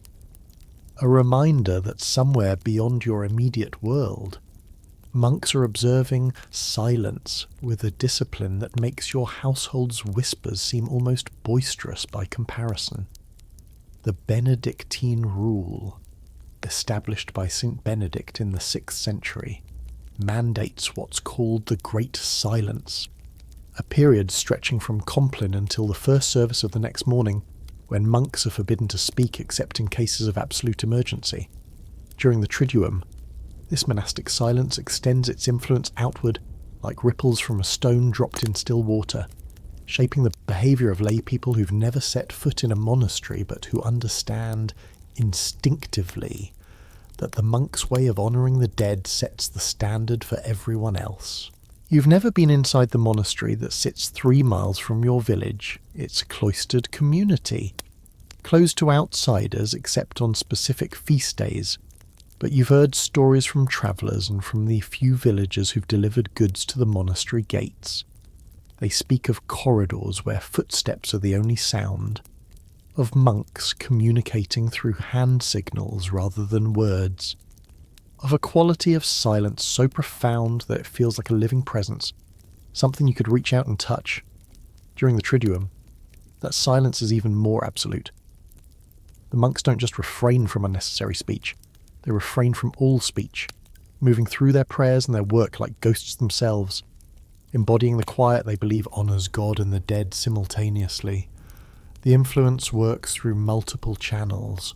First, there's direct modelling. Villagers who've witnessed monastic silence, even briefly, come away changed, carrying with them a sense that holiness requires quietude, that spiritual depth is inversely proportional to noise.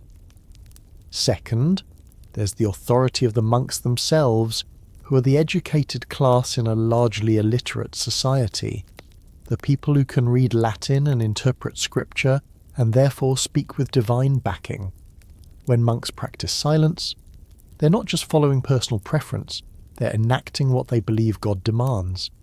And if God demands it from monks, surely he expects at least a modified version from ordinary Christians. Third, and perhaps most powerfully, there's the acoustic reality of the monastery bell. You hear it multiple times each day, calling monks to prayer, marking the liturgical hours, organising time itself around worship rather than work. The bell's voice is constant, familiar, woven into the fabric of your daily life. And during the Triduum it takes on special significance. Each time it rings, calling monks to another service, another period of silent prayer. You're reminded that somewhere professionals are doing this properly, completely, with total dedication. Your own whispered prayers and half-hearted attempts at contemplation feel inadequate by comparison, and that sense of inadequacy motivates you to try harder, to be quieter, to match, even imperfectly, the standard the monks have set. Historians still argue whether monastic culture imposed silence on the laity from above, or whether lay practices of seasonal quietude during threshold times, like the Triduum, inspired monastic rules in the first place. The truth is probably circular. Peasant superstitions about dangerous liminal periods influenced early Christian monks who were themselves often recruited from peasant families. And then those monks codified and theologized the practices, which then flowed back to peasant communities with enhanced authority. The result is a feedback loop where popular practice and elite theology reinforce each other, creating a cultural norm that feels both ancient and divinely ordained. Your priest was trained in a monastery, not the one nearby, but another in a different region, and he brings monastic sensibilities to his parish work. You notice it in how he moves during Mass. Economical gestures that waste no motion, nothing theatrical or attention-seeking. You notice it in how he speaks, using fewer words than other priests you've heard visiting from neighbouring parishes, letting silences stretch between phrases, trusting that God works in the pauses as much as in the proclamations. And you notice it especially during the Triduum, when he seems most himself, most comfortable, as if these 3 days of village-wide quietude are what he's been preparing for all year. A brief return to the monastic atmosphere he left when he took on parish responsibilities.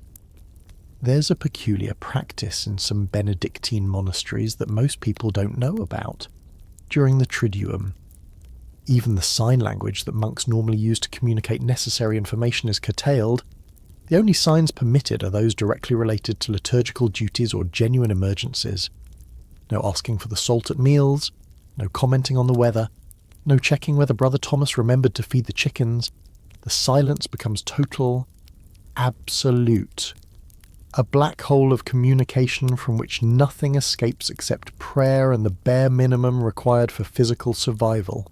Some monks report that by the third day of this heightened silence, they begin to lose their sense of individual identity, feeling instead like they've merged with the community into a single, silent organism, breathing and praying in unison. You wonder what that would feel like, to be so quiet for so long that you forgot the sound of your own voice, that speaking became strange and foreign. That silence felt more natural than words. It's impossible for you, of course. You're a child in a peasant household with siblings and chores and parents who, even when whispering, still need to communicate about daily necessities. But the idea fascinates you.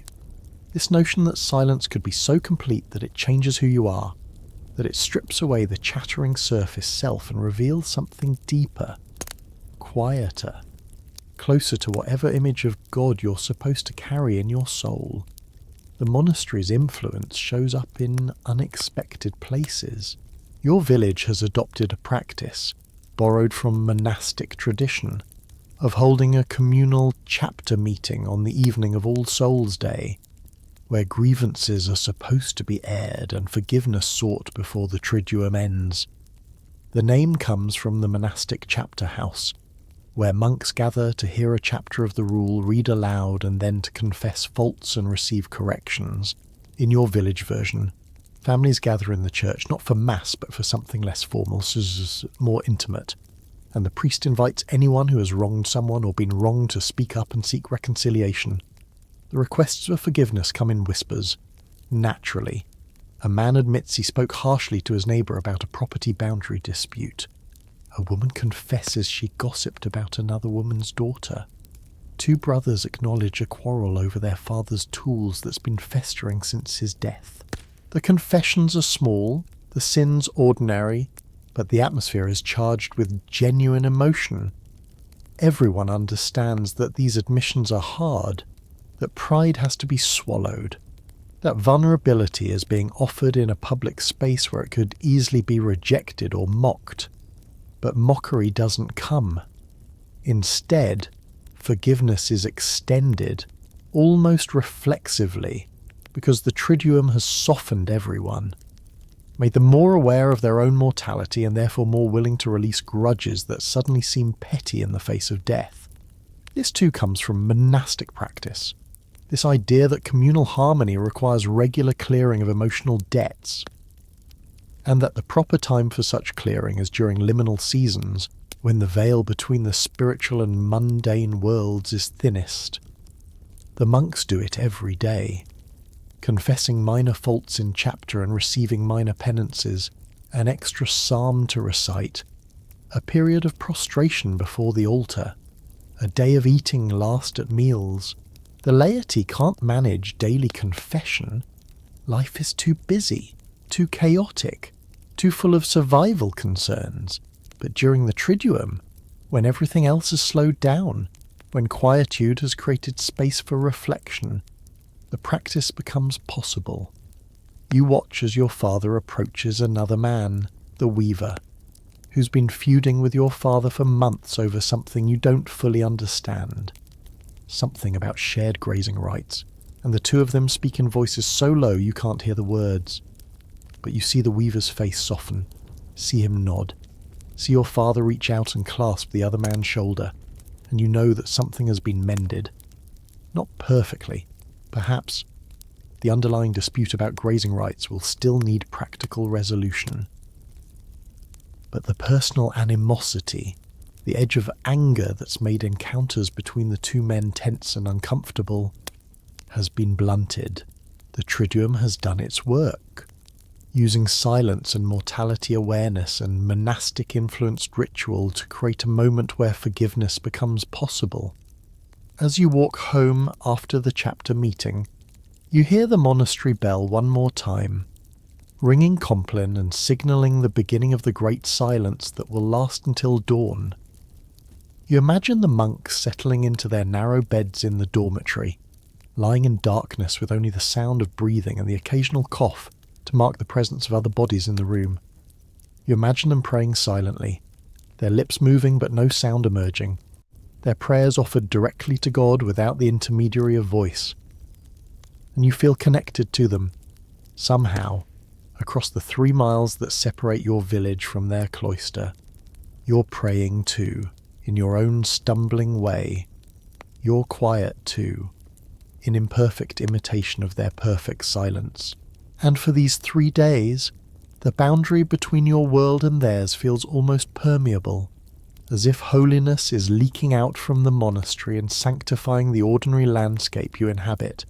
The almanac hanging on your neighbour's wall, one of the few printed documents in the entire village, treasured and consulted like an oracle, contains a section marked in red ink that everyone calls the Fear Calendar. You've seen it yourself when delivering eggs to the household, a list of days throughout the year when specific activities are forbidden or strongly discouraged, when travel is dangerous, when starting new ventures courts disaster, and prominently featured, circled in that ominous red, are October 31st through November 2nd, with warnings written in blunt, practical language that your neighbour, one of the few literate people in the village, reads aloud to anyone who'll listen. Let no man travel far during these days. Let no woman begin weaving or churning. Let no child wander beyond sight of home. The dead walk, and mischief follows them.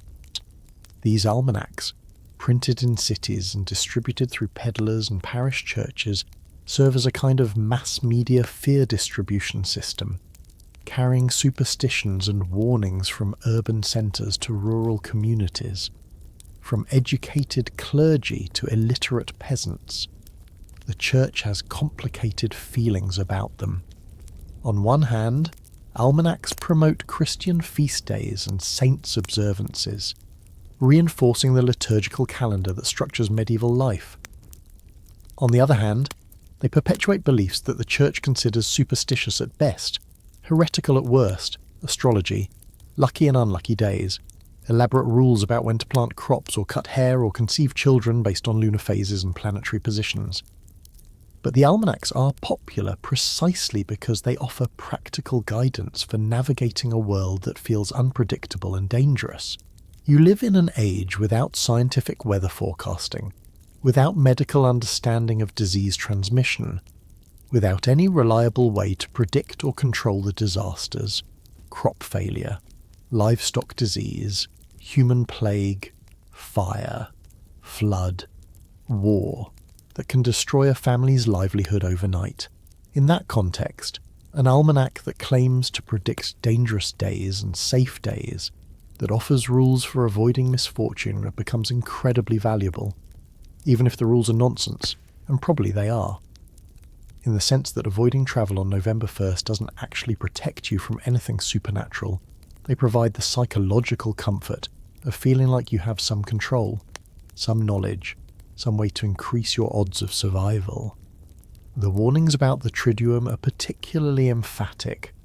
Your neighbour's almanac devotes half a page to what it calls the Hallowtide precautions, and the list is extensive. Don't travel after dark. Don't look too long into mirrors. Don't whistle or sing loudly. Don't start arguments. Don't make binding promises. Don't sign contracts. Don't marry or celebrate betrothals. Don't slaughter animals except for immediate need. Don't leave tools outside overnight. Don't sleep with your window facing a graveyard. The list goes on. A catalogue of prohibited activities that effectively shuts down normal life for 3 days and replaces it with a defensive crouch. Everyone trying to be as unobtrusive and inoffensive as possible to avoid attracting malevolent attention. Historians still argue whether these almanac warnings genuinely shaped behaviour or merely reflected existing folk beliefs that would have persisted without print reinforcement. The evidence suggests both processes work together. Oral traditions about dangerous days existed long before printing presses, passed down through generations as part of the collective wisdom of rural communities. But the almanacs standardized these traditions, gave them the authority of printed text, and spread them more widely than oral transmission alone could achieve. A superstition shared by your grandmother becomes more credible when you see it written down, especially when it's written down alongside church feast days and saints' lives and other information that's demonstrably accurate. The fear these almanacs cultivate is real, visceral, and shapes the atmosphere of the entire Triduum. You're not just quiet because the church says to be quiet or because tradition demands it. You're quiet because you've been told, repeatedly, through multiple channels, that these 3 days are genuinely dangerous. That mischief, a wonderfully vague term that could mean anything from minor inconvenience to deadly disaster, follows those who disrespect the season's requirements. The ambiguity is part of the power. If the warning was specific, if you travel on November 1st, you'll be robbed by bandits. You could evaluate the risk rationally, decide whether you need to make the journey badly enough to accept that specific danger. But mischief could be anything. It could be a minor haunting, it could be sudden illness, it could be finding that your stored grain has spoiled, or your best cow has gone lame, or your son has developed a persistent cough that will carry him off by spring. When the consequences are undefined, caution becomes the only rational response. There's a peculiar detail in many almanacs that most people don't know about. They often include small woodcut illustrations of appropriate behaviour during dangerous days, showing families huddled indoors, doors firmly closed, a single candle burning, everyone in postures of prayer or quiet work. These illustrations serve as visual instruction for a largely illiterate population. You may not be able to read the warnings, but you can see the picture and understand what's expected. The recurring visual motif is containment, people staying small, staying quiet, staying inside, making themselves as inconspicuous as possible while danger passes overhead like a storm. Your own family doesn't own an almanac. They're expensive, and in any case your parents can't read, but the information has trickled down through the social hierarchy. The priest reads from an almanac during some of his homilies, translating the Latin or vernacular text into even simpler language for his congregation.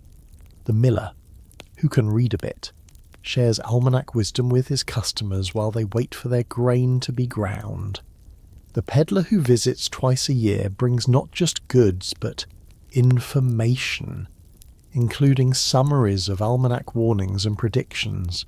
By the time Allhallowtide arrives, even the poorest, most isolated household has heard the warnings multiple times from multiple sources, creating a kind of echo chamber of fear that makes ignoring the precautions feel reckless. The economic impact of these warnings is significant. For 3 days, commerce essentially stops. Markets aren't held, shops close, craftsmen don't take new commissions.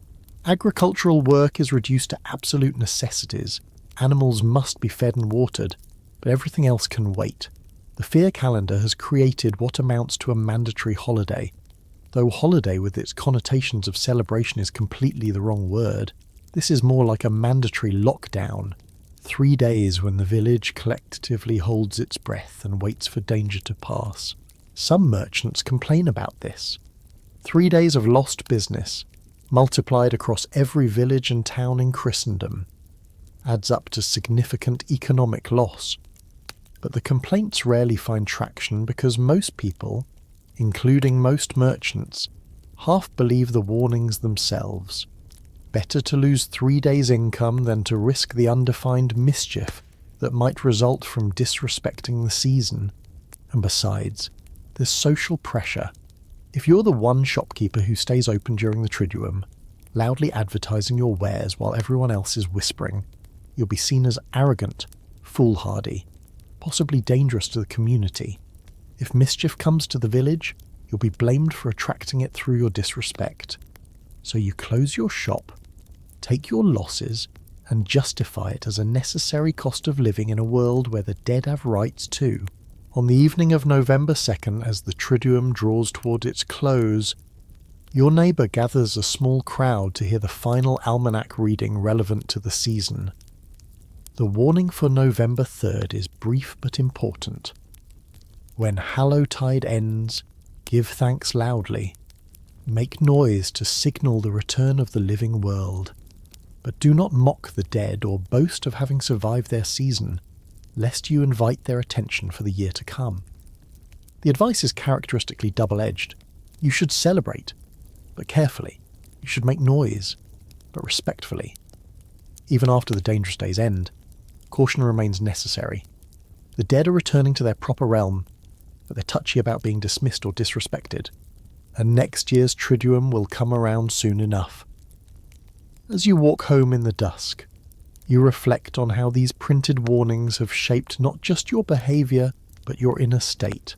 You've spent 3 days afraid, not of anything specific, but of a generalised wrongness, a sense that the normal rules are suspended and danger lurks just beyond perception.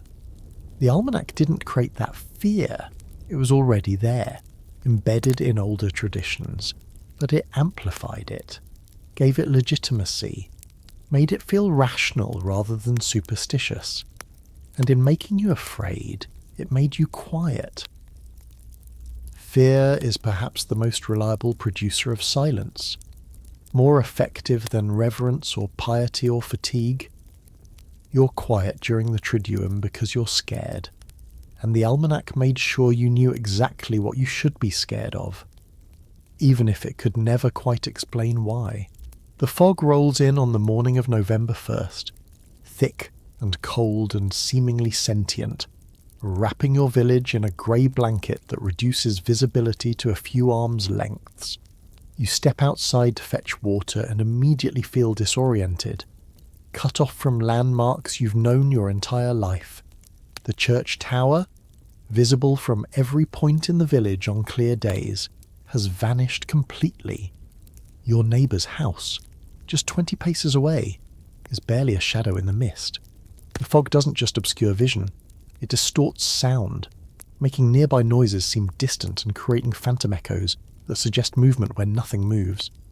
It's as if the physical world is cooperating with the liturgical season, providing atmospheric confirmation that these days are different, dangerous, liminal. The meteorological reality is straightforward enough.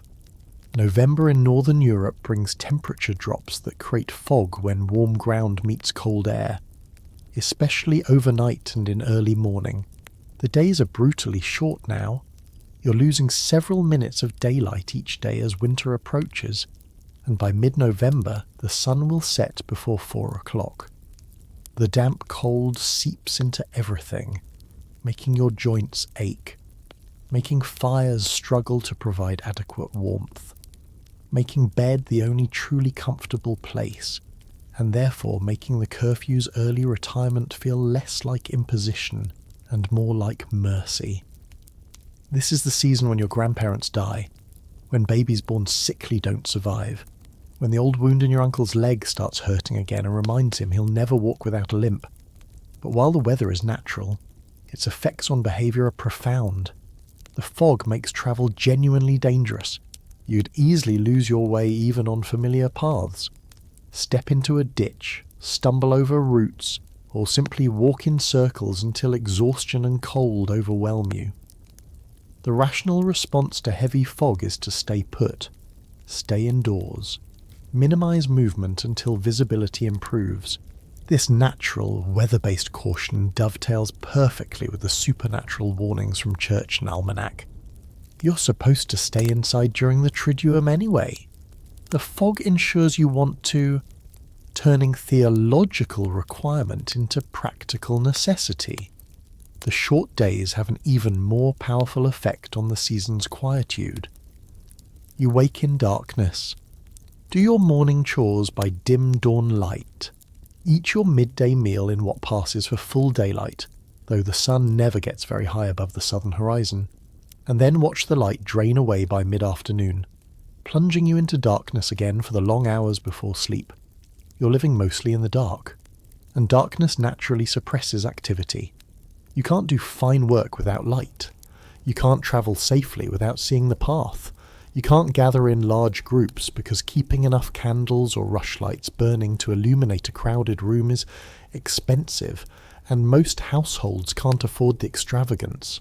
So people retreat into small family units, into their own homes, into whatever light they can afford to maintain, and the rest is darkness and quiet. Historians still argue whether the church deliberately scheduled All Hallows Tide to coincide with the worst autumn weather to take advantage of natural conditions that would enforce the desired behaviour, or whether the timing was coincidental and people simply made theological sense of whatever weather they encountered. The evidence is ambiguous, but medieval people themselves certainly believed the weather was meaningful, not random. When fog arrived during the Triduum, it wasn't just unfortunate meteorology, it was a sign, a confirmation that the veil was thin, that the natural world itself was participating in the supernatural drama of the season. The cold is its own form of discipline. Your house, even with the fire burning, never gets truly warm. The heat rises and escapes through gaps in the thatched roof. The cold seeps in through the packed earth floor and through the shuttered windows that can't quite seal out the November wind. You're always slightly cold, always huddling closer to the fire, always wearing extra layers, always aware of your body's discomfort.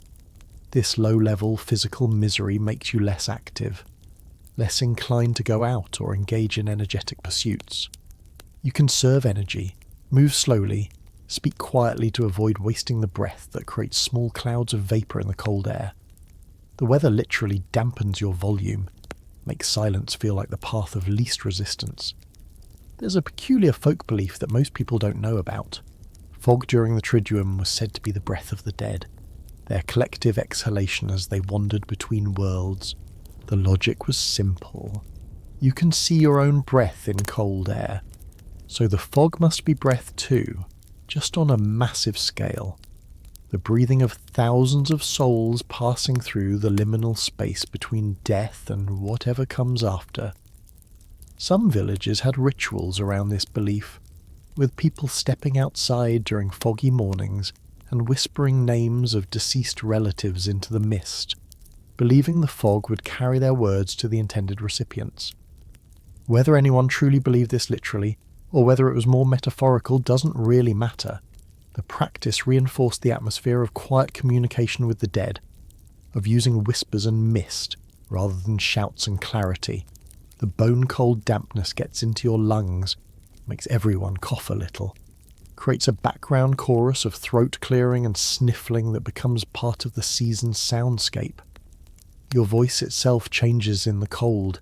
It comes out rougher, quieter, less willing to project.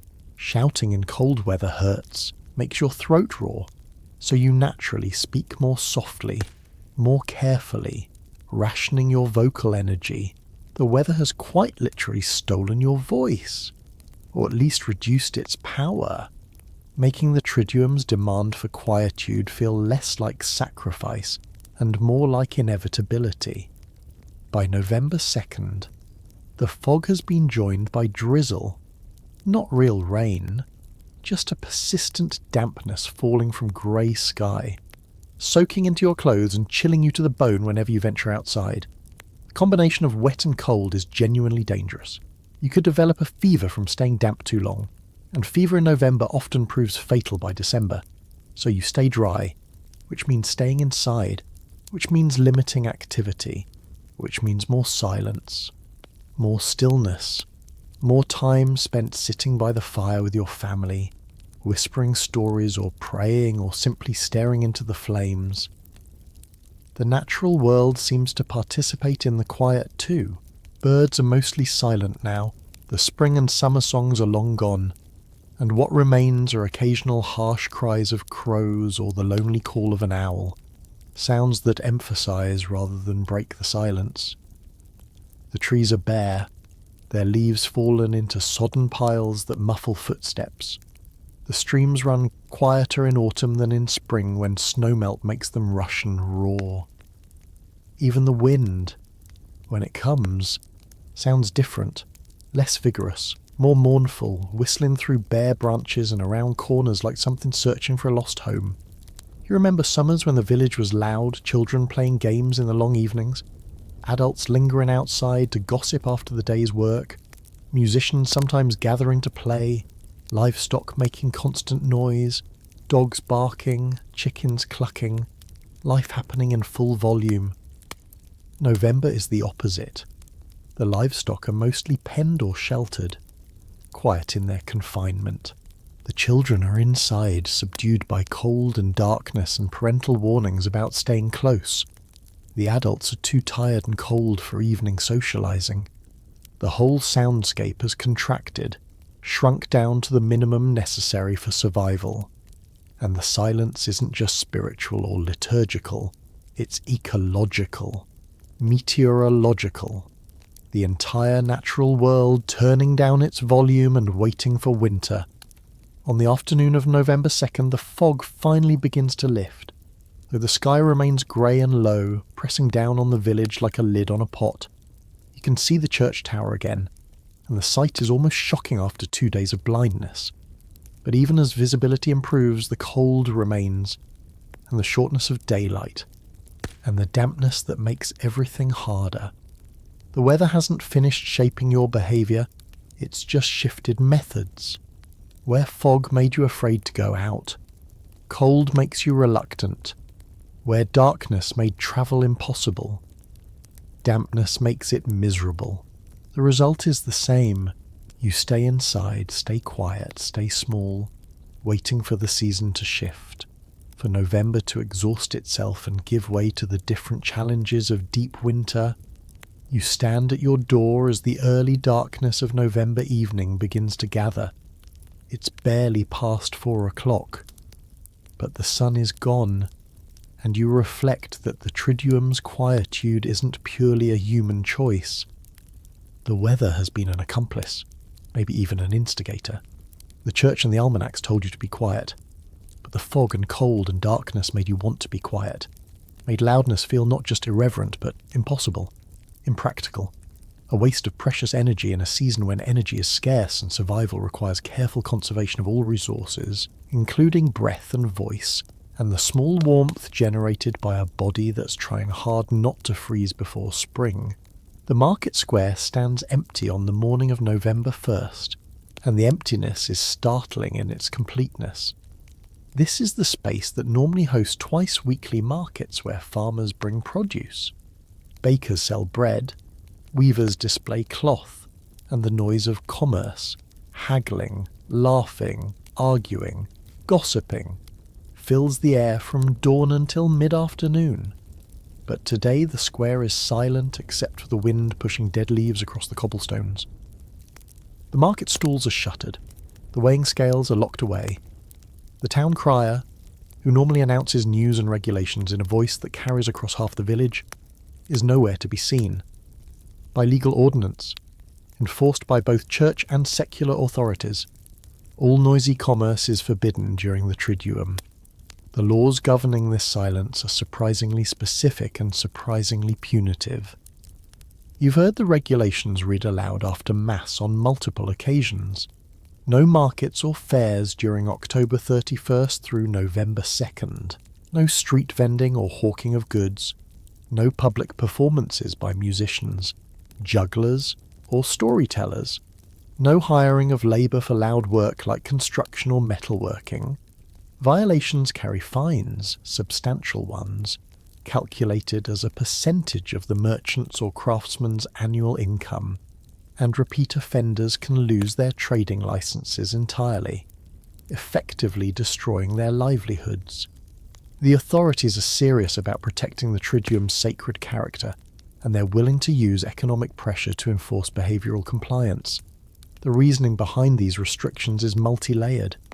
At the most basic level, markets are loud. dozens or hundreds of people gathered in a confined space. All talking, all negotiating, all trying to attract customers and make sales, creates a cacophony that would violate the Triduum's requirement for quietude. But there's more to it than mere noise control. Markets represent worldly concerns, profit, acquisition, material competition, and the Triduum is supposed to redirect attention away from worldly matters towards spiritual ones. For 3 days, you're meant to think about death, about the souls in purgatory, about your own mortality and the brevity of earthly life. It's hard to contemplate eternity while arguing over the price of turnips. There's also an element of enforced equality. Markets create and display economic hierarchies. The successful merchant with goods to sell, the wealthy customer who can afford luxuries, the poor labourer who can barely buy bread. These hierarchies persist during ordinary time. Of course. But the Triduum suspends them temporarily. When commerce stops, everyone becomes equal in the face of death. The rich and poor alike must observe the silence, must retreat into their homes, must acknowledge that death doesn't recognise economic distinctions. In the charnel house, you saw this physically, skulls of nobles and peasants stacked together, indistinguishable. The market closure makes the same point economically, for 3 days. Money doesn't talk. Historians still argue whether these commercial restrictions were genuinely motivated by religious concerns, or whether they served other purposes that authorities found convenient. Skeptics point out that enforced market closures prevented price gouging during a time when demand for certain goods, candles, incense, black cloth for mourning, might spike. They also prevented labour unrest, since workers couldn't be forced to labour during days deemed sacred by the church. The cynical interpretation suggests that piety was just a convenient cover for market regulation and social control. The more generous interpretation holds that medieval people genuinely believed commerce during the Triduum was disrespectful to the dead, and that economic sacrifice was a legitimate form of religious observance. Your own family feels the impact of the market closure directly.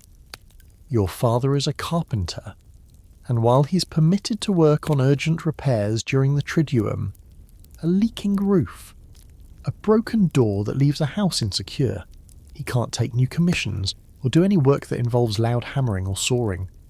3 days of lost income is significant for a household that lives close to the margin between sufficiency and hunger. But your father doesn't complain, at least not where you can hear him. He treats the enforced idleness as an opportunity for quiet repairs on his own tools, for planning future projects, for time with family that ordinary busyness usually prevents. The absence of markets creates a strange stillness in the village's social life as well as its commercial life. Markets are where you encounter people from neighbouring villages, where news and gossips circulate, where the isolated world of your own household connects to the larger world of the region.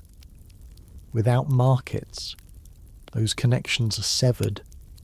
Each family becomes an island, isolated in its own grief and its own observance, unable to compare experiences or seek comfort in the collective.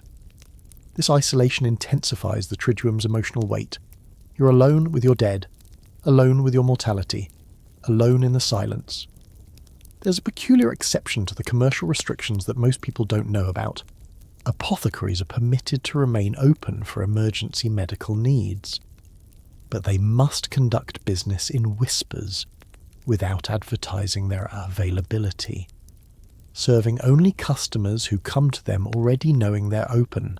This creates a strange underground economy during the Triduum, where necessary transactions happen in hushed tones, money changing hands with none of the usual negotiation or ceremony. The apothecary becomes a confessional of sorts, where people whisper their ailments and fears, where the transaction is as much about human contact as about medicine. By the second day of the market closure, you start to notice secondary effects, without fresh bread from the bakers, who are forbidden to sell publicly. Though they can bake of their own households, people rely on whatever they prepared in advance. The quality of meals declines. Bread is stale. Vegetables are wilted. Meat is scarce because butchers can't slaughter and sell during the sacred days. The physical deprivation mirrors the spiritual discipline. You're hungry, tired, cold, and these discomforts remind you that life is precarious, that comfort is temporary, that someday you will be permanently beyond the reach of bread and warmth and satisfaction. The town square's emptiness becomes a kind of public meditation space. Without the market's distraction, you notice details you normally overlook, the carving on the market cross, depicting scenes from Christ's crucifixion, the way pigeons gather in the absence of people, pecking at invisible crumbs, the sound of the fountain in the square's centre, its splash suddenly audible without the usual human noise to drown it. The space designed for commerce and community becomes a place of solitude and reflection, serving a completely different purpose for 3 days each year. Some merchants chafe against the restrictions. You've overheard conversations, carefully quiet conversations, because complaining too loudly about church regulations is dangerous, where traders calculate their losses and grumble about superstition interfering with legitimate business. They point out, not unreasonably, that trade doesn't offend the dead, that economic activity is how families survive, that God surely doesn't require poverty as proof of piety. But these complaints rarely lead to open defiance. The social and legal consequences are too severe, and besides, most merchants half believe the restrictions are necessary. Better to lose 3 days' income than to risk supernatural punishment or community condemnation. The village's silence during market hours, when the square should be bustling but instead sits empty, creates an uncanny feeling, as if you've woken up to find everyone else has disappeared. You walk through the square on an errand for your mother, and your footsteps echo off the buildings, and you realise how much of your sense of normalcy depends on the background hum of human activity. Without it, the village feels haunted, abandoned, post-apocalyptic, even though you know everyone is just indoors, observing the Triduum privately. The empty public spaces make you feel like the last person alive. On the afternoon of November 2nd, as the Triduum begins to wind down, you see preparations beginning for tomorrow's market reopening. Stall owners emerge briefly to check their equipment, to make sure shutters weren't damaged by wind, to mentally prepare for the rush of business that will come when commerce resumes. They move quietly still. The Triduum hasn't ended yet, but there's anticipation in their movements, a readiness to return to normal noise and normal life. Tomorrow the square will fill with voices again, with the cheerful chaos of buying and selling, with the reassuring sound of life continuing despite death's annual reminder of its ultimate claim on everyone. But for now, for these last hours, the silence holds, the market stays closed, the square stays empty. The economic heartbeat of the village remains suspended, and in that suspension, you're forced to confront the question that the Triduum keeps asking. What matters? If buying and selling stops, if profit and loss are temporarily irrelevant, if material concerns are set aside for 3 days, what's left? The answer the church wants you to reach is souls matter, relationships matter, eternity matters. And for 3 days, removed from the market's noise and distraction, it's hard to argue otherwise. The children's games you played just weeks ago, loud, raucous affairs involving chasing and shouting and delighted shrieks, have transformed into something else entirely as October gives way to November. You remember the last night of October before the Triduum officially began, when you and the other village children ran through the lanes playing a game called Fox and Geese, where one child chases the others and the noise level approaches chaos. But tonight, on the evening of All Saints' Day, you're playing a completely different version of the same game, Silent Fox and Geese, where the fox must catch the geese without anyone making a sound louder than a whisper. And if you cry out, even in surprise or delight, you're eliminated not just from the game, but from play entirely for the rest of the evening. The transformation is remarkable. The games haven't disappeared, they've been subdued, turned into quiet versions of themselves that honour the season's requirements while still allowing children to be children. You move through the twilight shadows playing silent tag, communicating through gestures and facial expressions rather than words, and the silence makes everything more intense. Without the release valve of shouting or laughing, the excitement builds internally, comes a kind of pressure in your chest. When you're caught, you can't shriek in protest, you can only press your hand to your mouth and nod acknowledgement, and somehow that restraint makes the game feel more serious, more real, as if you're training for some adult discipline you'll need later. The guising tradition, where children dress in costumes and visit neighbours, continues during the Triduum, but takes on a solemnity that's worlds away from the loud Halloween celebrations that will emerge in later centuries. You and your friends have prepared simple disguises.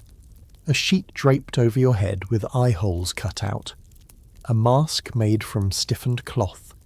A hooded cloak that obscures your features. But you're not monsters or goblins tonight. You're meant to represent souls in purgatory, wandering and seeking prayers, and your costumes reflect that ambiguity. You're not quite dead, not quite alive, existing in the liminal space that the Triduum commemorates. The procession of disguised children moves through the village in near silence, carrying small lanterns made from hollowed turnips with candles inside. The turnip lanterns aren't carved with scary faces, as later jack-o'-lanterns will be. Instead, they're marked with simple crosses, casting wavering shadows that look like crucifixes dancing on the walls of houses. You walk slowly, deliberately, and when you approach a door, you don't knock loudly or demand entry. You tap gently, 3 times, and wait.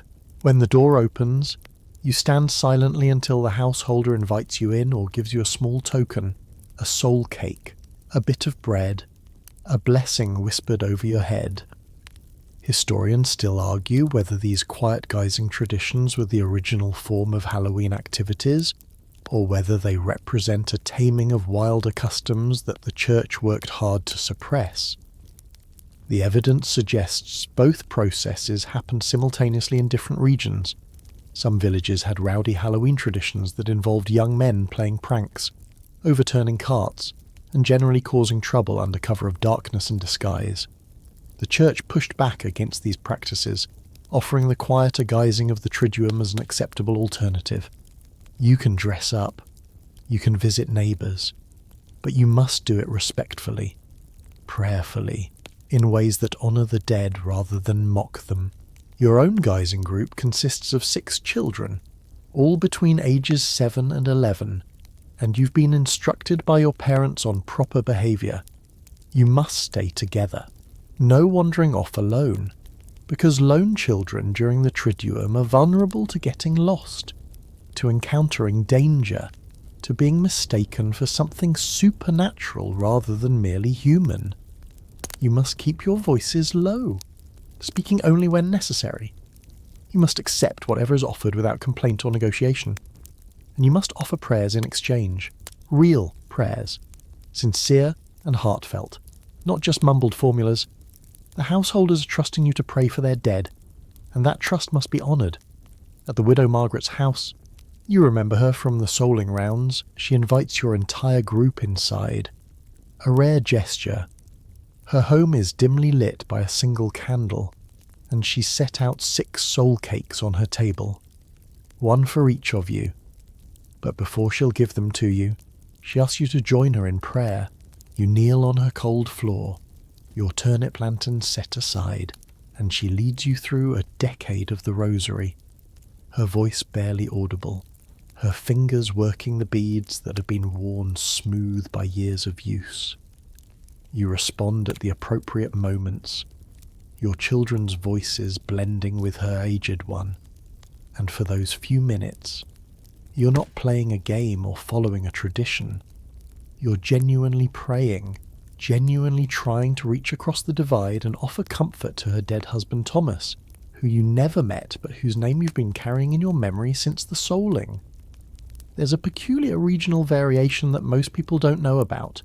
In some Scottish and Irish villages, the guising children were required to perform a small talent, recite a poem, sing a quiet hymn, tell a moral story before receiving their treats. The performance couldn't be loud or showy. It had to be subdued, appropriate to the season. This created a kind of hushed talent show where children competed not for volume or flash but for emotional resonance and spiritual appropriateness. The best performances were the ones that made adults cry quietly, that touched on themes of loss and memory and hope for reunion in heaven.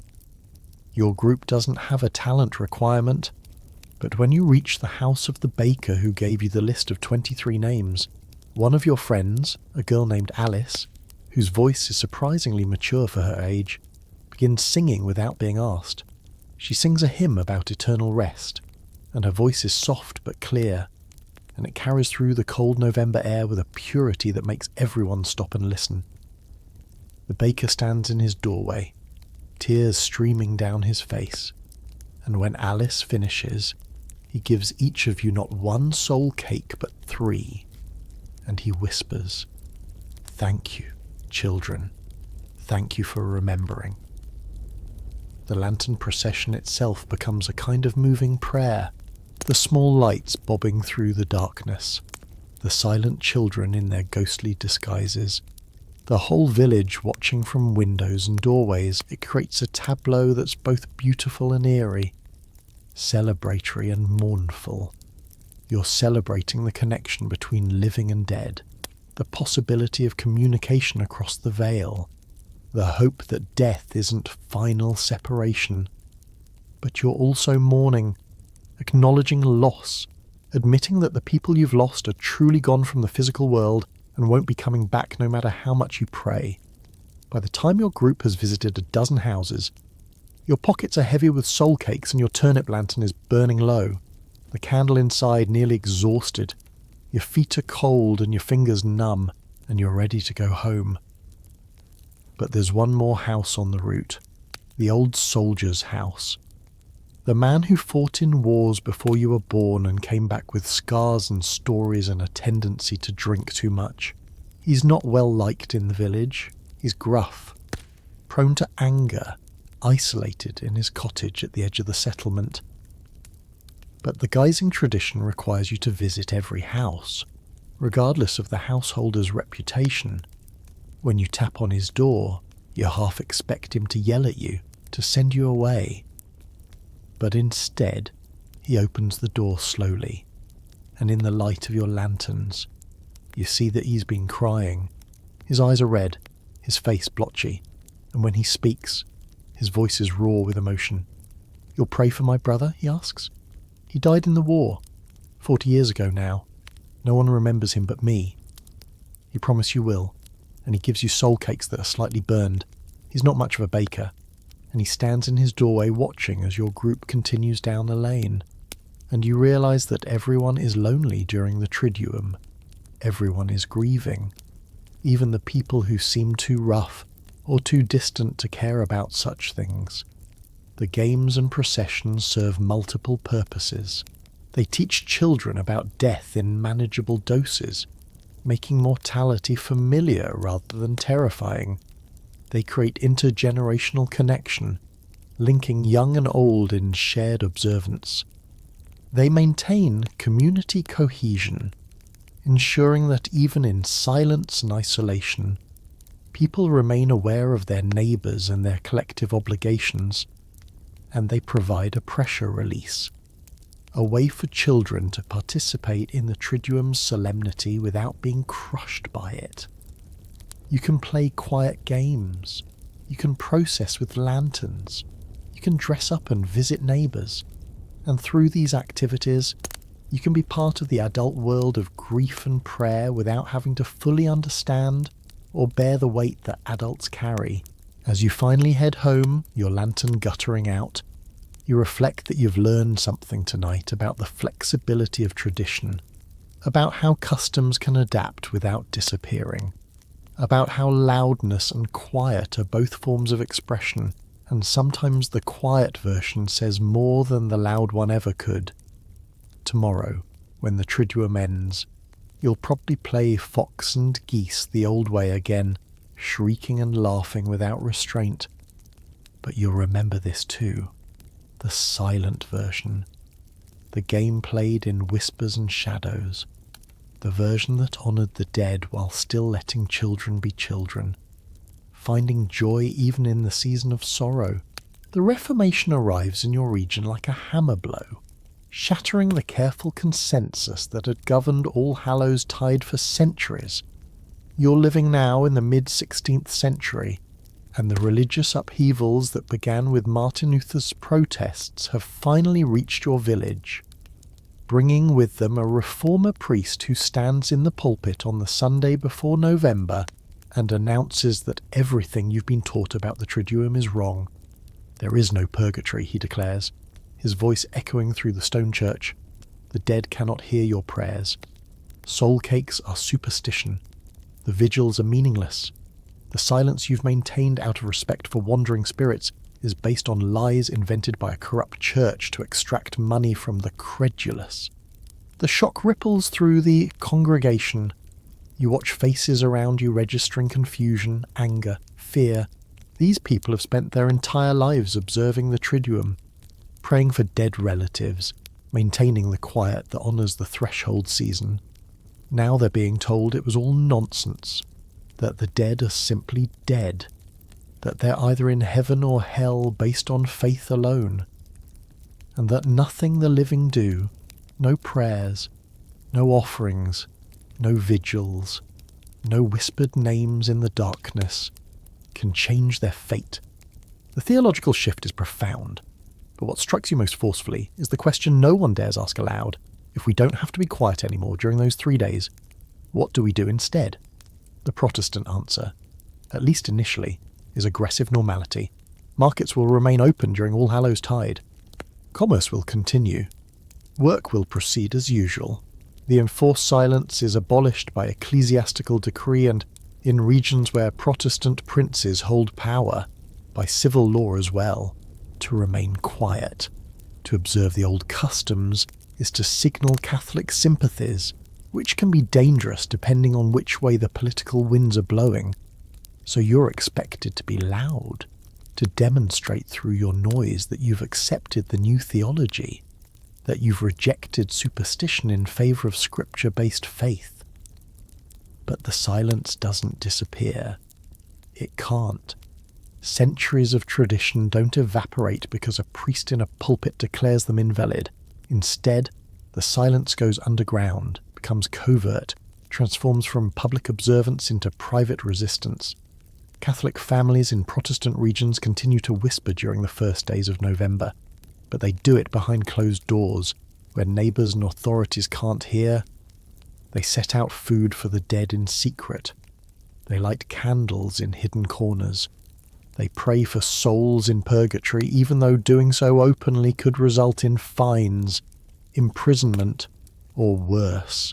The quietude continues, but now it's the quiet of conspiracy, of forbidden practice, of determination to maintain connection with the dead despite theological prohibition. Historians still argue whether the Reformation genuinely changed popular attitudes toward death and the dead, or whether it merely drove existing practices into hiding where they could persist without official sanction.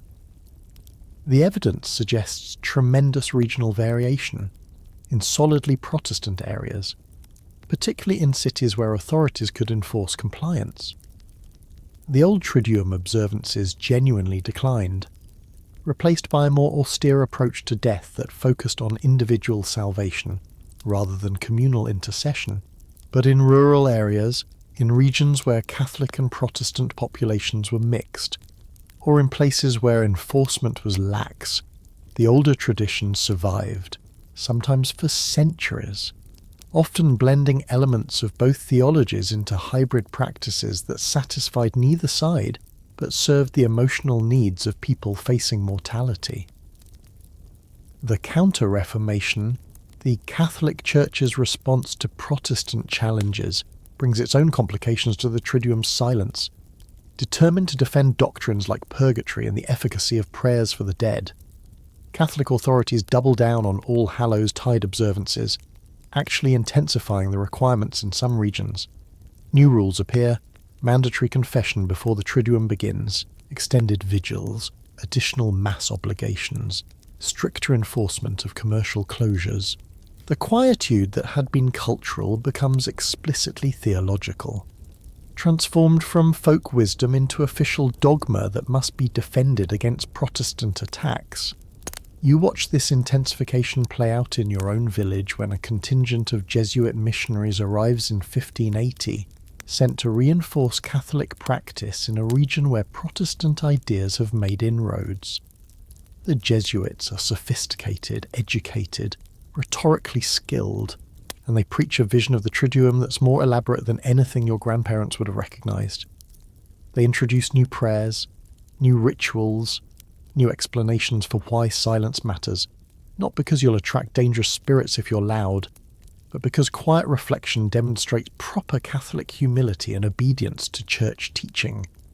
The superstitious elements are downplayed, replaced by theological justifications that can withstand Protestant critique. There's a peculiar irony in how both sides of the Reformation maintain the quietude while changing its meaning. Protestants who secretly observe the old ways are quiet because they must be. Noise would reveal their nonconformity.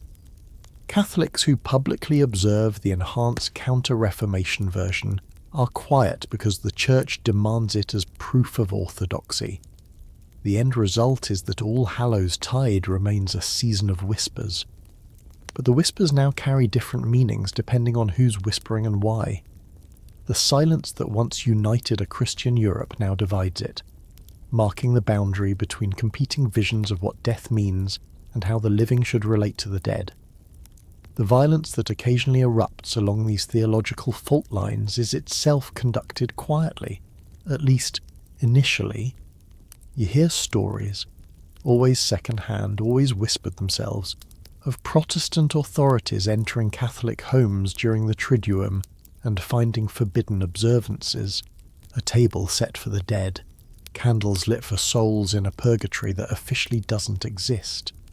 Families gathered in prayer for deceased relatives when they should be demonstrating their Protestant faith through normal activity. The punishments vary: fines, public penance, imprisonment, occasionally execution for those deemed heretics. The silence, which had been about honouring the dead, becomes a matter of survival for the living. Your own family navigates these tensions with practised ambiguity. In public, you observe whatever the local authorities currently require.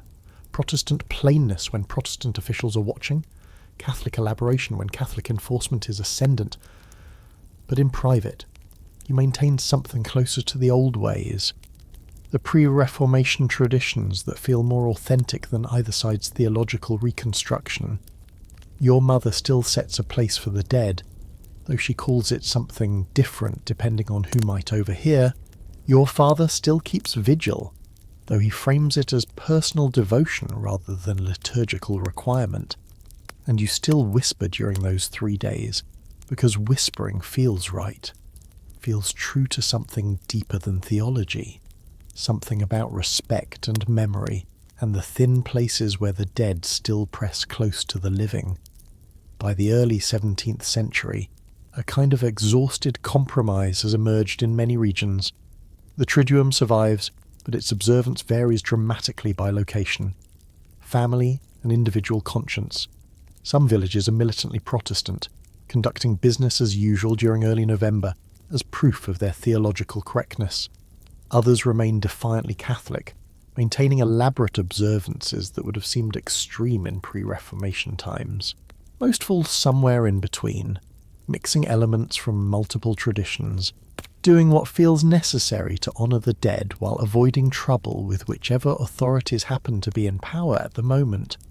The quietude persists through all of this because, regardless of theology, the emotional need remains. People still die. The living still grieve. The connection between dead and living still matters. Whether you call it prayers for souls in purgatory or treasuring memories of the faithful departed or simply missing people you loved, the silence, however you justify it, whatever theological framework you use to explain it, serves that need. It creates space for grief, for memory, for the complicated work of continuing to love people who no longer exist in any tangible form. You're older now, watching a new generation navigate these same tensions, and you realise that the Reformation didn't actually settle anything about death or the dead. It just gave people new languages for talking about old needs, new justifications for behaviours that humans have always engaged in when facing mortality. The prayers might be in different languages. The theological explanations might contradict each other. The public observances might vary wildly from region to region. But underneath all of that, the whispers continue. People still lower their voices when speaking of the dead. They still treat early November as different from ordinary time. They still, in whatever ways their conscience and their circumstances permit, make room in their lives for absence, for loss, for the silence that death leaves behind and that the living must somehow learn to inhabit. You're living in the Victorian era now, and death has become theatre. The quietude of All Hallows Tide hasn't disappeared. If anything, it's been amplified, intensified, transformed into an elaborate performance of mourning that would have bewildered your medieval ancestors. The silence is still there, but now it's draped in black crepe, codified in etiquette manuals, measured in precise durations that vary depending on your relationship to the deceased. A widow must observe full mourning for 2 years, wearing only black, speaking softly, withdrawing from society into a carefully choreographed quietness that demonstrates the depth of her grief and her adherence to social propriety. The Victorian approach to All Hallows Tide combines everything that came before. The medieval fear, the Reformation's theological debates, the Counter-Reformation's intensification, and adds a new element, sentimentality.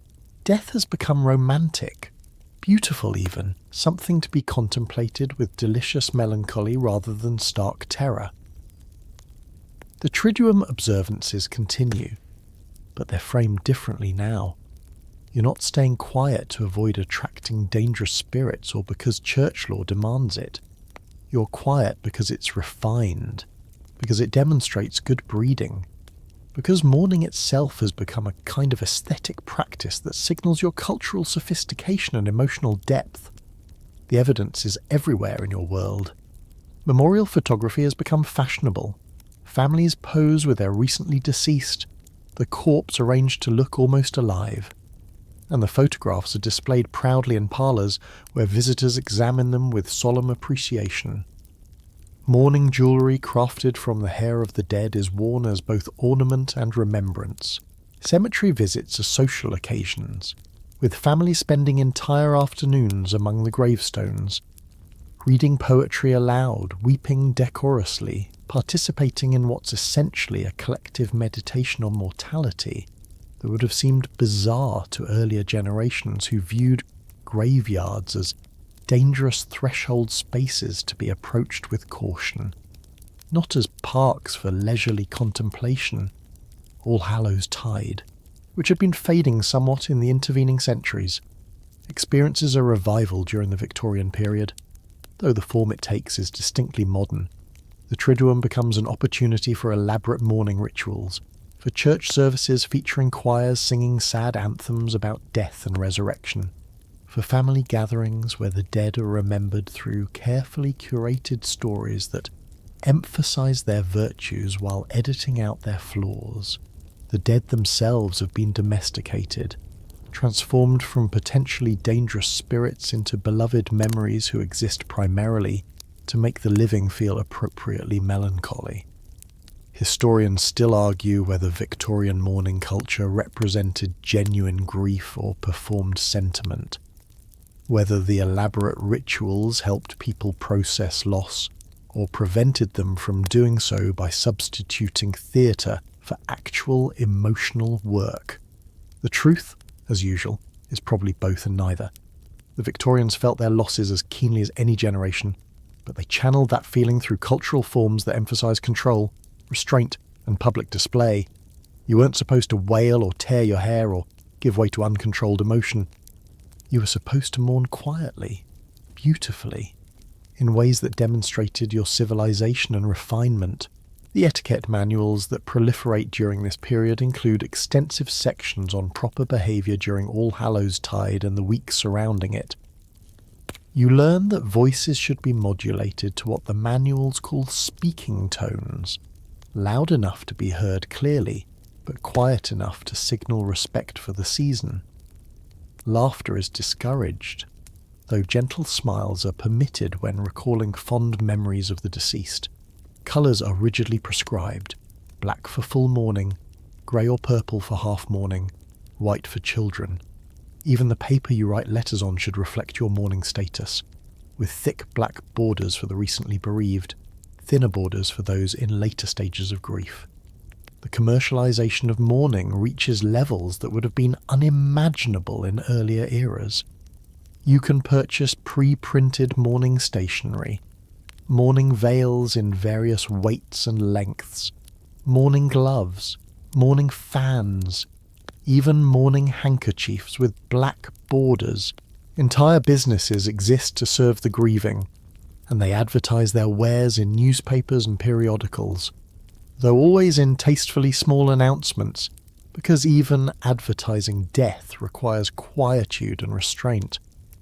The irony is that mourning has become big business precisely by emphasising withdrawal from business, creating a whole economy around the performance of being too grief-stricken to participate in ordinary economic life. There's a peculiar Victorian innovation that most people don't know about: mourning mirrors. These were specially manufactured mirrors with black frames, or with a reflective surface partially obscured by black cloth, designed for homes in mourning. The theory was that looking at your full reflection during bereavement was vanity, inappropriately focused on the living self when attention should be on the dead. So you'd have mirrors that showed only partial reflections, or that distorted your image slightly, creating a visual reminder that during mourning you're not quite your full self. You're diminished by loss, reduced by grief, existing in a liminal state between your normal identity and the person you will eventually become when mourning ends. The Triduum itself becomes longer in Victorian practice, or at least its influence extends further. November becomes an entire month of mourning culture, with All Hallows Tide as the centrepiece, but the atmosphere of quiet remembrance stretching through the whole month. Churches hold special evening services throughout November, dimly lit by candles, featuring sermons on mortality and hymns in minor keys. Charitable organisations organise visits to workhouses and prisons to bring comfort to the poor and imprisoned, with the visits conducted in whispers and with gifts given quietly. No fanfare or self-congratulation permitted, because charity during the mourning season should be humble, private, almost secret. Your family participates in these observances with the same mixture of sincerity and performance that characterises Victorian culture generally. When your grandmother dies in October, you enter full mourning for All Hallows Tide, and the household transforms. Mirrors are covered or turned to face the wall, the curtains are drawn, reducing interior light to perpetual twilight.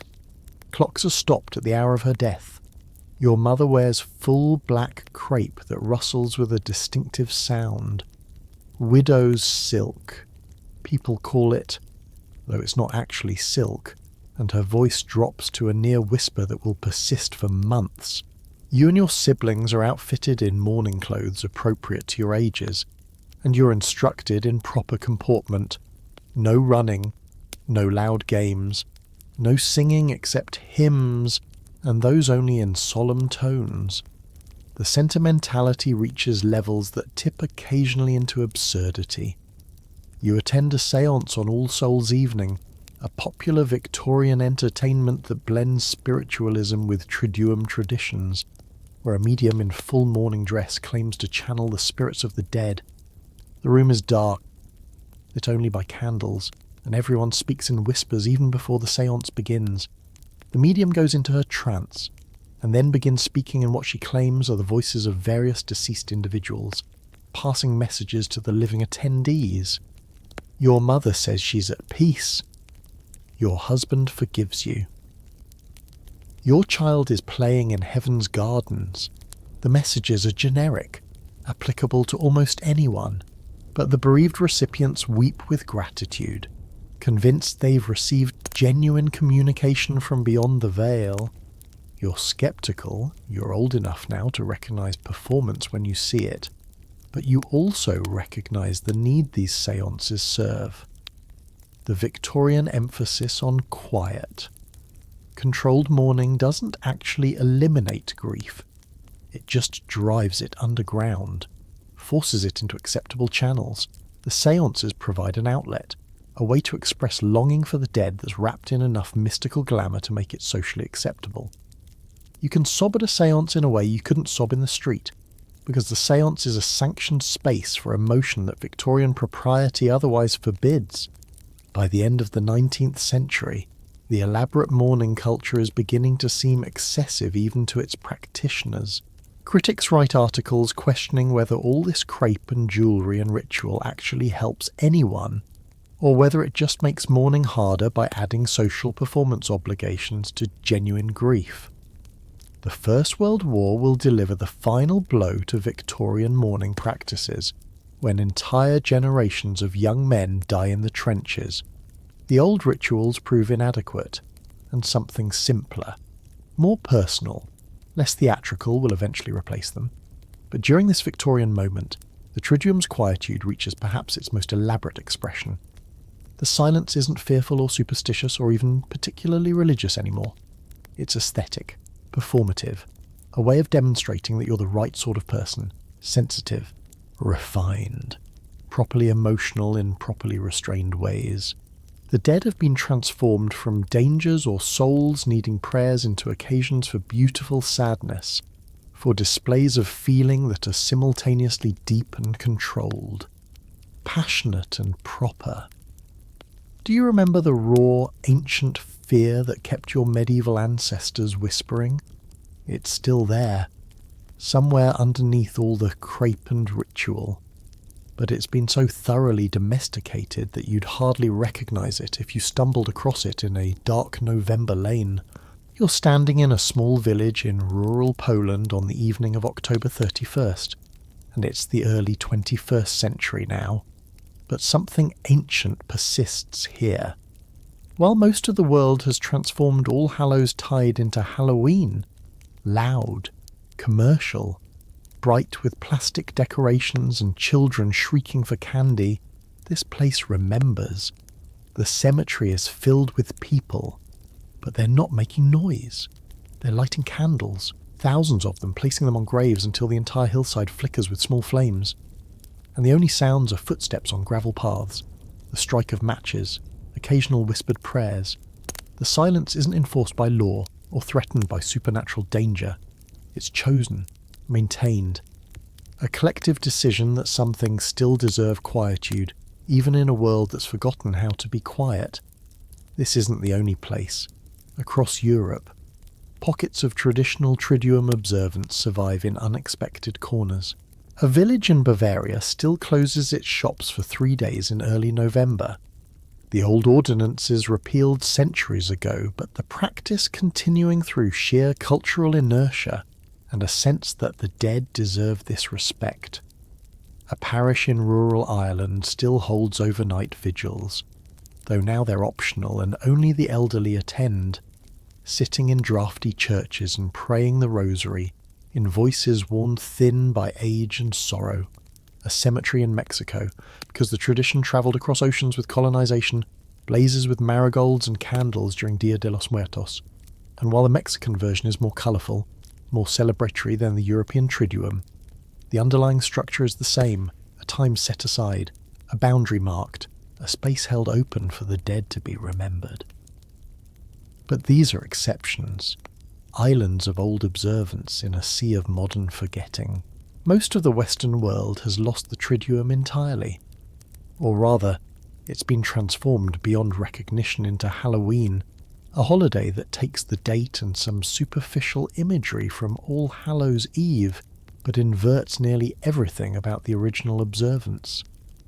Where the Triduum was quiet, Halloween is loud, where the medieval season was about making yourself small and unnoticeable. Halloween is about performance and display. Where the old ways involved fasting and discomfort, Halloween centres on candy and indulgence. Where the threshold was approached with reverence and fear, it's now crossed with laughter and deliberate transgression. You watch this transformation with mixed feelings. Part of you, the part that loves history, that mourns lost traditions, feels genuine grief at what's been abandoned. The medieval understanding that death requires special seasons, that the boundary between living and dead is real and must be respected, that silence can be sacred and necessary. All of this has been sacrificed to modernity's twin gods of commerce and entertainment. The market closures that once protected the Triduum's sacred character have been replaced by Halloween sales. The whispered prayers have been drowned out by recorded monster screams playing from plastic decorations. The careful rituals that help communities process mortality have been replaced by parties where death is costume. Joke. Nothing to take seriously. But another part of you recognises that something genuine persists even in the transformed version.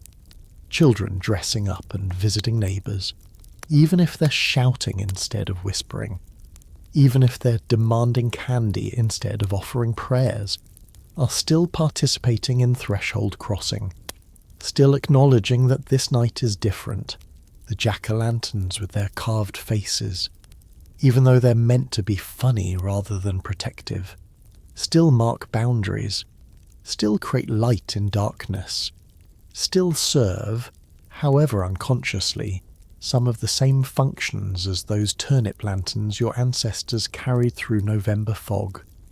The modern celebration has lost the theological framework and the existential seriousness, but it hasn't completely forgotten that there's something important about late October and early November, some reason to mark this transition even if we can't quite remember what the transition is between.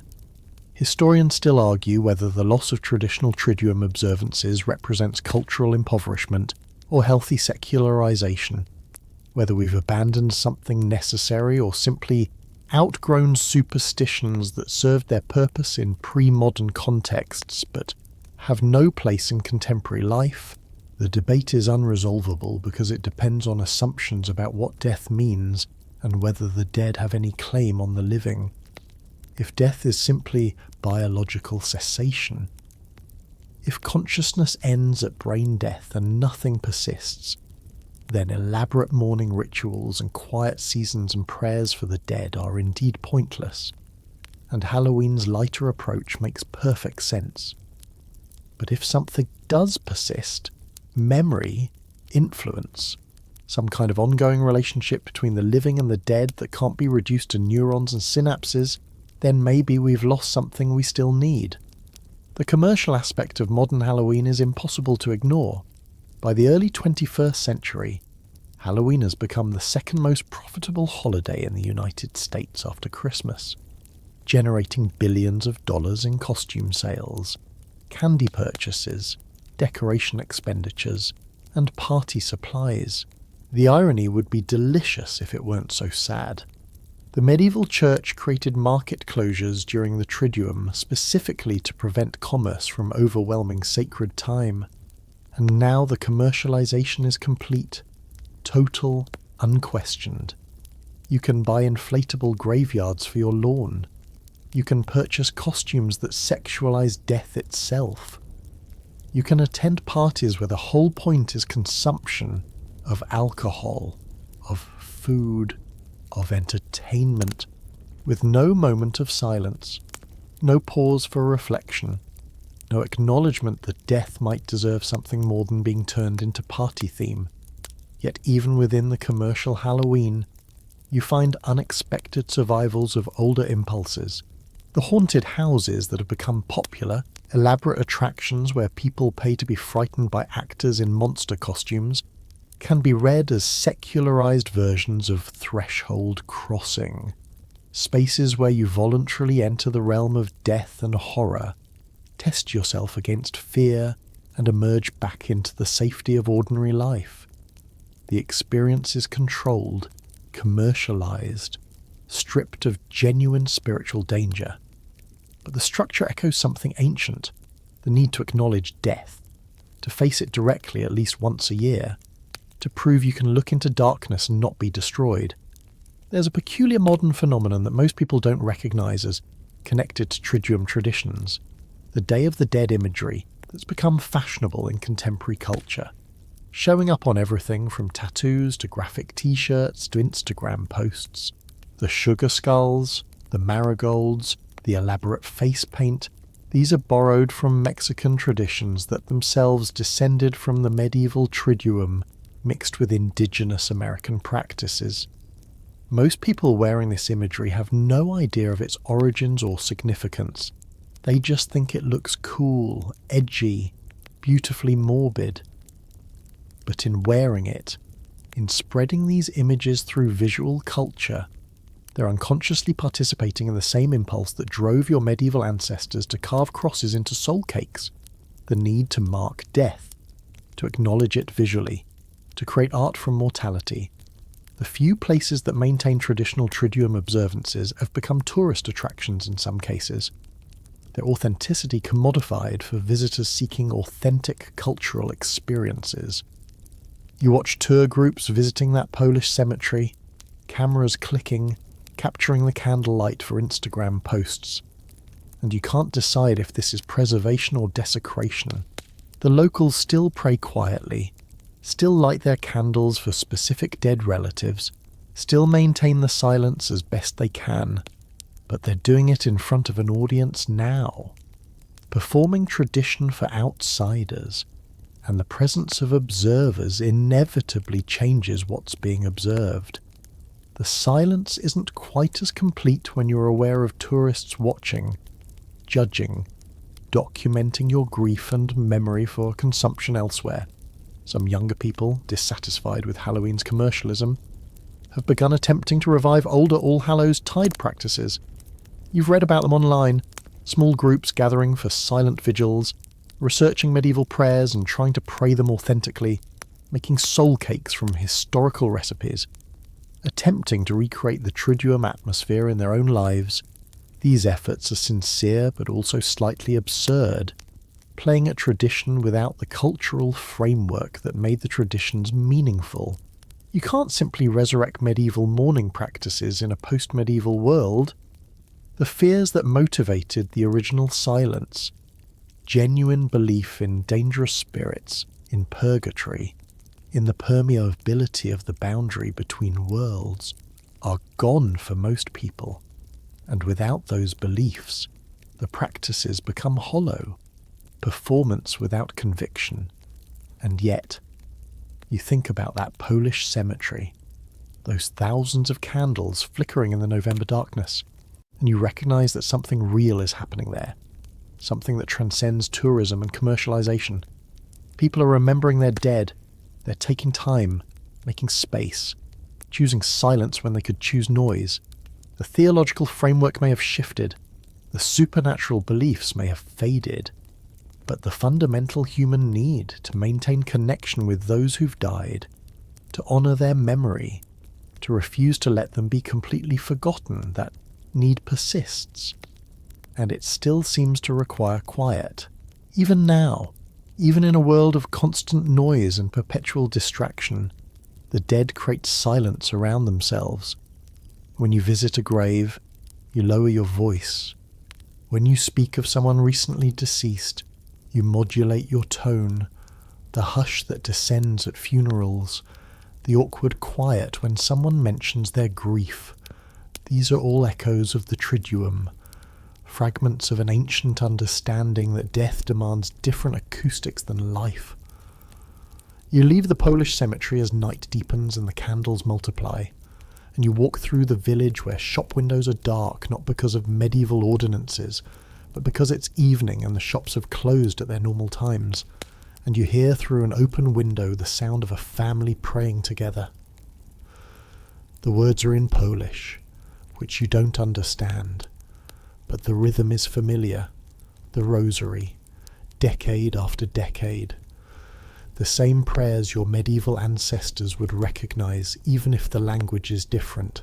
The family is whispering, not because anyone requires it, but because it feels right, because some part of them still knows that prayer for the dead should be quiet, should be humble, should acknowledge the vast gap between the living who pray and the dead who may or may not be able to hear.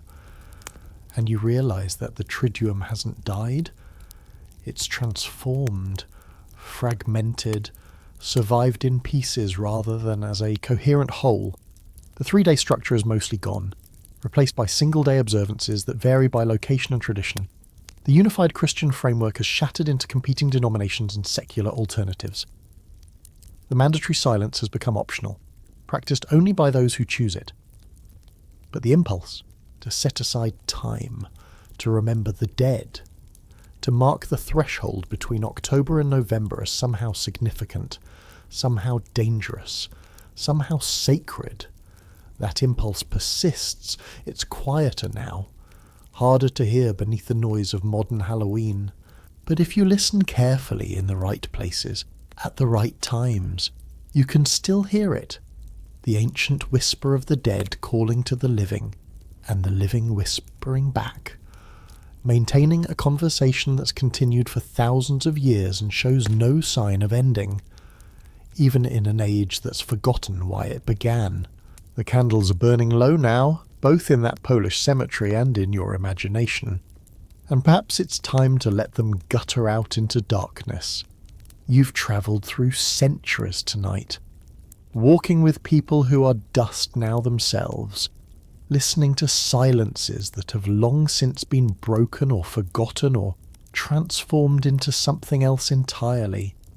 The Triduum, those 3 quiet days when the living and the dead shared space, when whispers replaced shouts, when the world agreed to pause and remember mortality, exists now mostly in fragments, in pockets of memory, in practices that continue without most participants understanding why. But maybe that's enough. Maybe traditions don't need to be perfectly preserved to remain meaningful. Maybe the important thing is simply that somewhere, someone still lights a candle for the dead. Someone still lowers their voice when speaking a departed name. Someone still feels, however faintly, that early November is different, that something shifts in these days, that the boundary between what was and what is becomes permeable if only we're quiet enough to notice. The fog is lifting, the way it always does eventually.